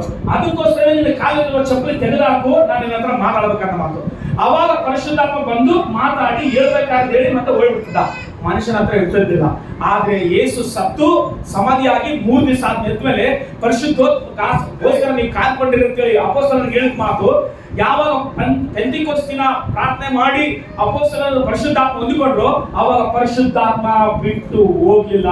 ಪರಿಶುದ್ಧಾತ್ಮ ಭೂಮಿ ಮೇಲೆ ವಾಸ ಮಾಡ್ತಾರೆ ಎಲ್ಲ ಹತ್ರ. ಆಮೇಲೆ ಹೇಳೋದು ಸರಿ. ಅದಕ್ಕೋಸ್ಕರವೇ ಬೈಬಲ್ ಹೇಳ್ಕೊಂಡ್ರೆ ಪರಿಶುದ್ಧಾತ್ಮ ಬಂದು ಹೋಗಂಗಿಲ್ಲ. ಪರಿಶುದ್ಧಾತ್ಮ ಬರೇ ಸಭೆಯಲ್ಲಿ ಮಾತ್ರ, ಸ್ಟೇಜ್ ಮೇಲೆ ಮಾತ್ರ, ವಾಕ್ಯಗಳು ಮಾತ್ರ, ಆರಾಧನೆ ಮಾಡುವ ಮಾತ್ರ, ಹಾಡಾಡ ಮಾತ್ರ ಇರಲ್ಲ. ಪರಿಶುದ್ಧಾತ್ಮ ನಿಮ್ಮ ಮನೆಯಲ್ಲಿ ಇರ್ತಾನೆ. ಪರಿಶುದ್ಧಾತ್ಮ ನಿಮ್ಮ ಕೆಲಸ ಮಾಡುವ ಸ್ಥಳದಲ್ಲಿ ಇರ್ತಾರೆ. ಪರಿಶುದ್ಧಾತ್ಮ ನಿಮ್ಮ ಕಾಲೇಜಿಗೆ ಹೋಗುವ ಸ್ಥಳದಲ್ಲಿ ಇರ್ತಾರೆ. ಪರಿಶುದ್ಧಾತ್ಮ ನಿಮ್ಮ ಕೆಲಸ ಮಾಡುವ ಸ್ಥಳದಲ್ಲಿ ಇರ್ತಾರೆ. ಪರಿಶುದ್ಧಾತ್ಮ ಹೊರಗಡೆ ಇಲ್ಲ, ಪರಿಶುದ್ಧಾತ್ಮ ಒಳಗಡೆ ಇದ್ದಾರೆ. ಆಮೇಲೆ ಹೇಳೋದು ಸರಿ. ಅದಕ್ಕೋಸ್ಕರವೇ ಪರಿಶುದ್ಧಾತ್ಮ ಅದರ ಕಡೆ ಇಲ್ಲಿ ಮಾತ್ರ ಶುಭಕ್ಕೆಂಬಲಾರ್ದಾಗ ಇಲ್ಲಿ ಮಾತ್ರ ಪರಿಶುದ್ಧವಾಗಿದ್ದು ವಾಕ್ಯ ಹೇಳಿದ್ರೆ ಇಲ್ಲೊಂದೇ ಪರಿಶುದ್ಧಾತ್ಮ ಅಂತ ಅರ್ಥ ಮಾಡ್ಕೋಬೇಡ. ಇವರೆಲ್ಲರೂ ಬೇಬಿ ಕ್ಲಾಸ್ ಓದೋರು. Hello, first year, second year, degree ಓದೋರು ಏನ್ ಗೊತ್ತಾ? ಪರಿಶುದ್ಧಾತ್ಮ ಇಲ್ಲಿ ಮಾತ್ರ ಇಲ್ಲ, ಪರಿಶುದ್ಧಾತ್ಮನ ಒಳಗಡೆ ಇದ್ದಾನೆ. ಅದಕ್ಕೋಸ್ಕರವೇ ಒಳಗಡೆ ಅಂತಂದ್ರೆ ನಾನು ಇವಾಗ ಹೊರಗಡೆ ಹೋಗ್ತೇನೆ. ಪರಿಶುದ್ಧಾತ್ಮ ನಾನು ಒಳಗಡೆ ಅಂತಂದ್ರೆ ಇವಾಗ ನಮ್ಮ ಚಪ್ಪಲೆ ಕೆತ್ತಲಾರ್ದೆ ಓಡಾಡಕ್ಕಾಗತ್ತಾ? ಚಪ್ಪಲೆ ಕೆತ್ತಲಾರ್ದೆ ಕೆಲಸ ಮಾಡಕ್ಕಾಗತ್ತಾ? ಹೇಳಿ. ಇವಾಗ ಪರಿಶುದ್ಧಾತ್ಮ ಅವಾಗ ಬಂದು ಮಾತಾಡಿ ಹೋಗ್ತಾ ಇದ್ದ, ಇವಾಗ ಬಂದು ಮಾತಾಡಿ ಹೋಗಂಗಿಲ್ಲ. ಒಂದು ಸಾರಿ ಮಾರು ಮನಸ್ಸು ಹೊಂದಿ ಪಾಪಕ್ಕೆ ಪಶ್ಚಾತ್ತಾಪ ಪಟ್ಟು ದೀಕ್ಷಾಸ್ನಾನ ತಗೊಂಡು ಆತನ ಮಗಳಾಗಿ ಅಂದ್ರೆ ನಿನ್ನೊಳಗೆ ಒಬ್ಬ ವ್ಯಕ್ತಿ ಅದನೆ, ಆತನೇ ಪರಿಶುದ್ಧಾತ್ಮ. ಆಮೇಲೆ ಸಾರಿ ಗೊತ್ತೇ ಇಲ್ಲ ಅಂತೀಯಾ? ನಿನಗೆ ಎಂದ ಗೊತ್ತಿಲ್ಲ ಅಂತ ಹೇಳ. ನಾನು ಕೊಂಕಳದೆಲ್ಲ ಬೆಕ್ಕಿದ್ ಕಾಣಿಸು. ಅಲ್ವಾ? ಏನ್ ಕೇಳ್ರಿ? ಕೊಂಕಳದ ಅದ್ರೆ ದೊಡ್ಡ ಬೇಕಲ್ಲ, ಇವ್ರಿಂದ ಸಣ್ಣ ಬೇಕಿರ್ತಾರೆ. ಅದು ಸುಮ್ಮನೆ ಹಿಂಗ್ ಮಾಡ್ತಾರೆ. ಸಣ್ಣ ಬೇಕಿತ್ಕೊಂಡು ಅವ್ರ ಮನೆಗೆ ಯಾರು ನಿಂತ್ಕೊಂಡು ಅದೇನ್ ಮಾಡ್ತಾರೆ ಅಂತ ಹೇಳಿ ಮ್ಯಾವ್ ಮ್ಯಾವ್ ಮ್ಯಾವ್ ಮ್ಯಾವ್ ಅಂತ ಹೇಳ. ಇವಾಗ ಪರಿಶುದ್ಧಾತ್ಮ ನಿಮ್ಮ ಒಳಗಡೆ ನಮಗೆ ಗೊತ್ತಿಲ್ಲ. ನೀನೇನನ್ನ ತಪ್ಪು ಮಾಡ್ತದೆ ಅನ್ಕ. ಹಲೋ, ನೀನೇನನ್ನ ತಪ್ಪು ನೋಡ್ತದೆ ಅನ್ಕ. ಹಲೋ, ನೀನೇನ ತಪ್ಪು ಜನರ ಹತ್ರ ಮಾತಾಡ್ತದೆ ಅನ್ಕ, ತಪ್ಪು ಕಾರ್ಯ ಮಾಡ್ತದೆ ಅನ್ಕ. ಬೇಕೇನ್ ಮಾಡ್ತೇವೆ? ಹೆಂಗ್ ಮಾಡ್ತೇಳ್ರಿ? ಹೆಂಗಾಗ್ತದ? ಮ್ಯಾವ್ ಅಂತಲ್ಲ. ಪರಿಶುದ್ಧಾತ್ಮ ನಿನ್ನ ರಚಿಸ್ತಾರೆ. ಲೇ ಅಂತ ಅದೇ ಪರಿಶುದ್ಧಾತ್ಮ. ಅದಾಯ್ತಮ್ಮ? ಹೌದಾ? ನಾನು ಚರ್ಚೆಯಲ್ಲಿ ಆಧಾರ ಮಾಡ್ತಾ ಇಲ್ಲ. ಗೊತ್ತಾಗ ಬೇಬಿ ಕ್ಲಾಸ್ ಹೋಗ್ತಾರೆ ಎಷ್ಟೇ ನಿಂತ. ಎ ಅಂದ್ರೆ ಬರೀ ಹಬ್ಬಲ್ಲ, ಬಿ ಅಂದ್ರೆ ಬಾ ಅಷ್ಟೇ ಕತೆ. ಪರಿಶುದ್ಧಾತ್ಮ ಇಲ್ಲಿ ಮಾತ್ರ ಇಲ್ಲ. ನೀನ್ ಎಲ್ಲೆಲ್ಲಿ ತಿರುಗಾಡ್ಕೋ, ಎಲ್ಲೆಲ್ಲಿ ಓಡಾಡ್ಕೋ, ಎಲ್ಲೆಲ್ಲಿ ಕೂತ್ಕೋ, ಎಲ್ಲೆಲ್ಲಿ ನಿಂತ್ಕೋ, ನೀನ್ ಒಳಗಡೆ ಇರ್ತಾರ. ನೀನನ್ನು ಎಚ್ಚರಿಸ್ತಾನ ನಾವು ಅಂದಾಗ ಅದನ್ನ ನೋಡ್ತೀವಿ. ನೀನು ಪ್ರತಿ ಸಾರಿ ಸುಳ್ಳು ಹೇಳುವಾಗ, ಪ್ರತಿ ಸಾರಿ ಮೋಸ ಮಾಡುವಾಗ ನಿನ್ನ ಒಳಗಿರುವ ಪರಿಶುದ್ಧಾತ್ಮ ನಿನ್ನನ್ನು ಎಚ್ಚರಿಸ್ತಾನ. ನೀನು ಬದಲಾದ್ರೆ ನಿನ್ನನ್ನು ಪರಿಶುದ್ಧಾತ್ಮ ಉಪಯೋಗಿಸ್ಬೇಕು ಅಷ್ಟೇ. ಆಮೇಲೆ ಸಂಜೋಗ ನೀನು ಬದಲಾಗಲಾರ್ದೆ ಹೋದ್ರೆ ಕುಷ್ಠಿ ರೋಗ ಬಂದಿರೋದು ನಿನಗೂ ಏನು ವ್ಯತ್ಯಾಸ ಇಲ್ಲ. ಕುಷ್ಠ ರೋಗ ಬಂದಿರೋಲ್ಲ. ಈಗ ಇಲ್ಲಿ ಕೈಯೆಲ್ಲ ಕುಷ್ಠಿ ಅಂಟದ, ಈ ಕೈಯೆಲ್ಲ ಕುಷ್ಠಿ ಅಂಟಿರುವ ಒಂದು ಸೂಜಿ ತಗೊಂಡು ಹಿಂಗ ಚುಚ್ಚಿದ್ರೆ ನೋವೇ ಆಗ್ತಲ್ಲ. ಎದಕ್ಕ? ಆ ಮಾಂಸವೆಲ್ಲ ಕುಷ್ಠಿ ಹತ್ತಿ ಎಲ್ಲ ಸತ್ತೋಯ್ತು ಮಾತು. ನಿನ್ ಹೃದಯದೊಳಗೆ ವಾಕ್ಯ ಕೇಳಿ ಕೇಳಿ ಕೇಳಿ ಕೇಳಿ ಬದುಕಿರುವ ಮನುಷ್ಯನಷ್ಟೇ. ಅರ್ಥಾಯ್ತಾ? ಎಷ್ಟು ಸಾರಿ ನಿನಗೆ ಚುಚ್ಚಿ ಚುಚ್ಚಿ ಚುಚ್ಚಿ ಚುಚ್ಚಿ ಏನು ಬದಲಾಗಿಲ್ಲ ಅಂದ್ರೆ, ಕುಷ್ಠಿ ರೋಗ ಹತ್ತಿದ ಮನುಷ್ಯನಿಗೆ ಕಾಲಿಗಾಗ್ಲಿ ಕೈಗಾಗ್ಲಿ ಡಾಕ್ಟರ್ ಹತ್ರ ಹೋದಾಗ ಹಿಂಗ ಪಿನ್ನತಾದ ಹಿಂಗ ಚುಚ್ತಾ ಇರ್ತೆ. ಅವಾಗ ಅಂತಂದಾಗ ಇಲ್ಲಿ ಇನ್ನಂತ ಚುಚ್ಚಿದಾಗ ಸುಮ್ಮನೆ ನನಗ, ಇನ್ನಂತ ಚುಚ್ಚಿದ ಸುಮ್ಮನೆ. ಈ ಮಾಂಸ ಎಲ್ಲ ಕೆಲವರು ಹೃದಯ ಪರಿಶುದ್ಧಾತ್ಮ ಹೆಚ್ಚಿಸಿರಲಿಲ್ಲ, ವಾಕ್ಯ ಹೆಚ್ಚಿಸಿರಲಿಲ್ಲ, ಪಾಸ್ಟರ್ ಹೆಚ್ಚಿಸಿರಲಿಲ್ಲ. ಲಾಸ್ಟ್ ಯೇಸು ಪ್ರಭು ಕೂಡ ಹೆಚ್ಚಿರಲಿಲ್ಲ. ಹಲೋ, ಅವರಿಗೆ ತೀರ್ಪು ದೇವರೇ ಬರ್ಲಿಕ್ಕೆ ಅರ್ಥ ಅರ್ಥವಾ? ಪರಿಶುದ್ಧಾತ್ಮ ಇವಾಗ ಅಣ್ಣ ಸ್ಟೇಜ್ ಮೇಲೆ ಅಲ್ಲೆಲ್ಲ ಎಂತ ಹೇಳ್ತಾರ, ಇಲ್ಲಿಲ್ಲಮ್ಮ ನಿನ್ನ ಹತ್ರ ಅದನ್ನ ಹೇಳ್ರಿ ಇವಾಗ ಎಲ್ಲರನ್ನ. ಇವಾಗ ಓದಪ್ಪ ವಾಕ್ಯ 4:4 ಓದು. ಯೋಹಾನ ಸುವಾರ್ತೆ 4:4 ಓದಪ್ಪ. ಆತನು ಸಮಾನ ಸೀಮೆ ನಾನು ಹೋಗಬೇಕಾಯಿತು. ಯೋಹಾನ 4:4. ಪ್ರಿಯರಾದ ಮಕ್ಕಳೇ, ನೀವಂತೂ ದೇವರಿಂದ ಹುಟ್ಟಿದವರಾಗಿದ್ದೀರಿ ಮತ್ತು ಲೋಕದಲ್ಲಿರುವವನಿಗಿಂತ, ಇವಾಗ ಕೇಳಿಸ್ಕೊಳ್ರಿ, ಲೋಕದಲ್ಲಿರುವವನಿಗಿಂತ ನಿಮ್ಮಲ್ಲಿರುವಾತನು, ಇವಾಗ ಹೇಳ್ರಿ ಎಲ್ಲರಮ್ಮ ನಿನ್ನೊಳಗೆ ಪರಿಶುದ್ಧಾತ್ಮದಾನೆ. ನೀನು ದೇವ್ರ ಮಗಳಲ್ವಾ, ನೀನು ಬಾನಿಸಲ್ಲ, ನೀನು ದಾಸನಲ್ಲ, ನೀನು ಸಂಬಳದವಳಲ್ಲ, ನೀನು ಆತನಿಗೆ ಮಗನಾಗಿದ್ದೀರಿ. ಆತನು ನಿನ್ನನ್ನು ರಕ್ತ ಕೊಟ್ಟೆ ಮಾಡಣ ಕೊಂಡುಕಣ. ನೀನು ಯಾವುದಕ್ಕೂ ಭಯ ಪಡಬೇಡ. ನಾನು ಹೇಳ್ತಲ್ಲ, ನೀನು ಯಾವ ನಿಂಬೆಡಿಗೂ, ಯಾವ ಒಂದು ಅಂತರಕ್ಕೂ, ಯಾವ ಒಂದು ಮಾಟ ಮಂತ್ರಕ್ಕೂ ಯಾವುದಕ್ಕೂ ಭಯ ಪಡಬೇಡ. ಎದಕ್ಕಂದ್ರೆ ಲೋಕದಲ್ಲಿ ಅವನಿದ್ದಾನೆ, ಅವನಿಗಿಂತ ನಿನ್ನೊಳಗಿರುವವನು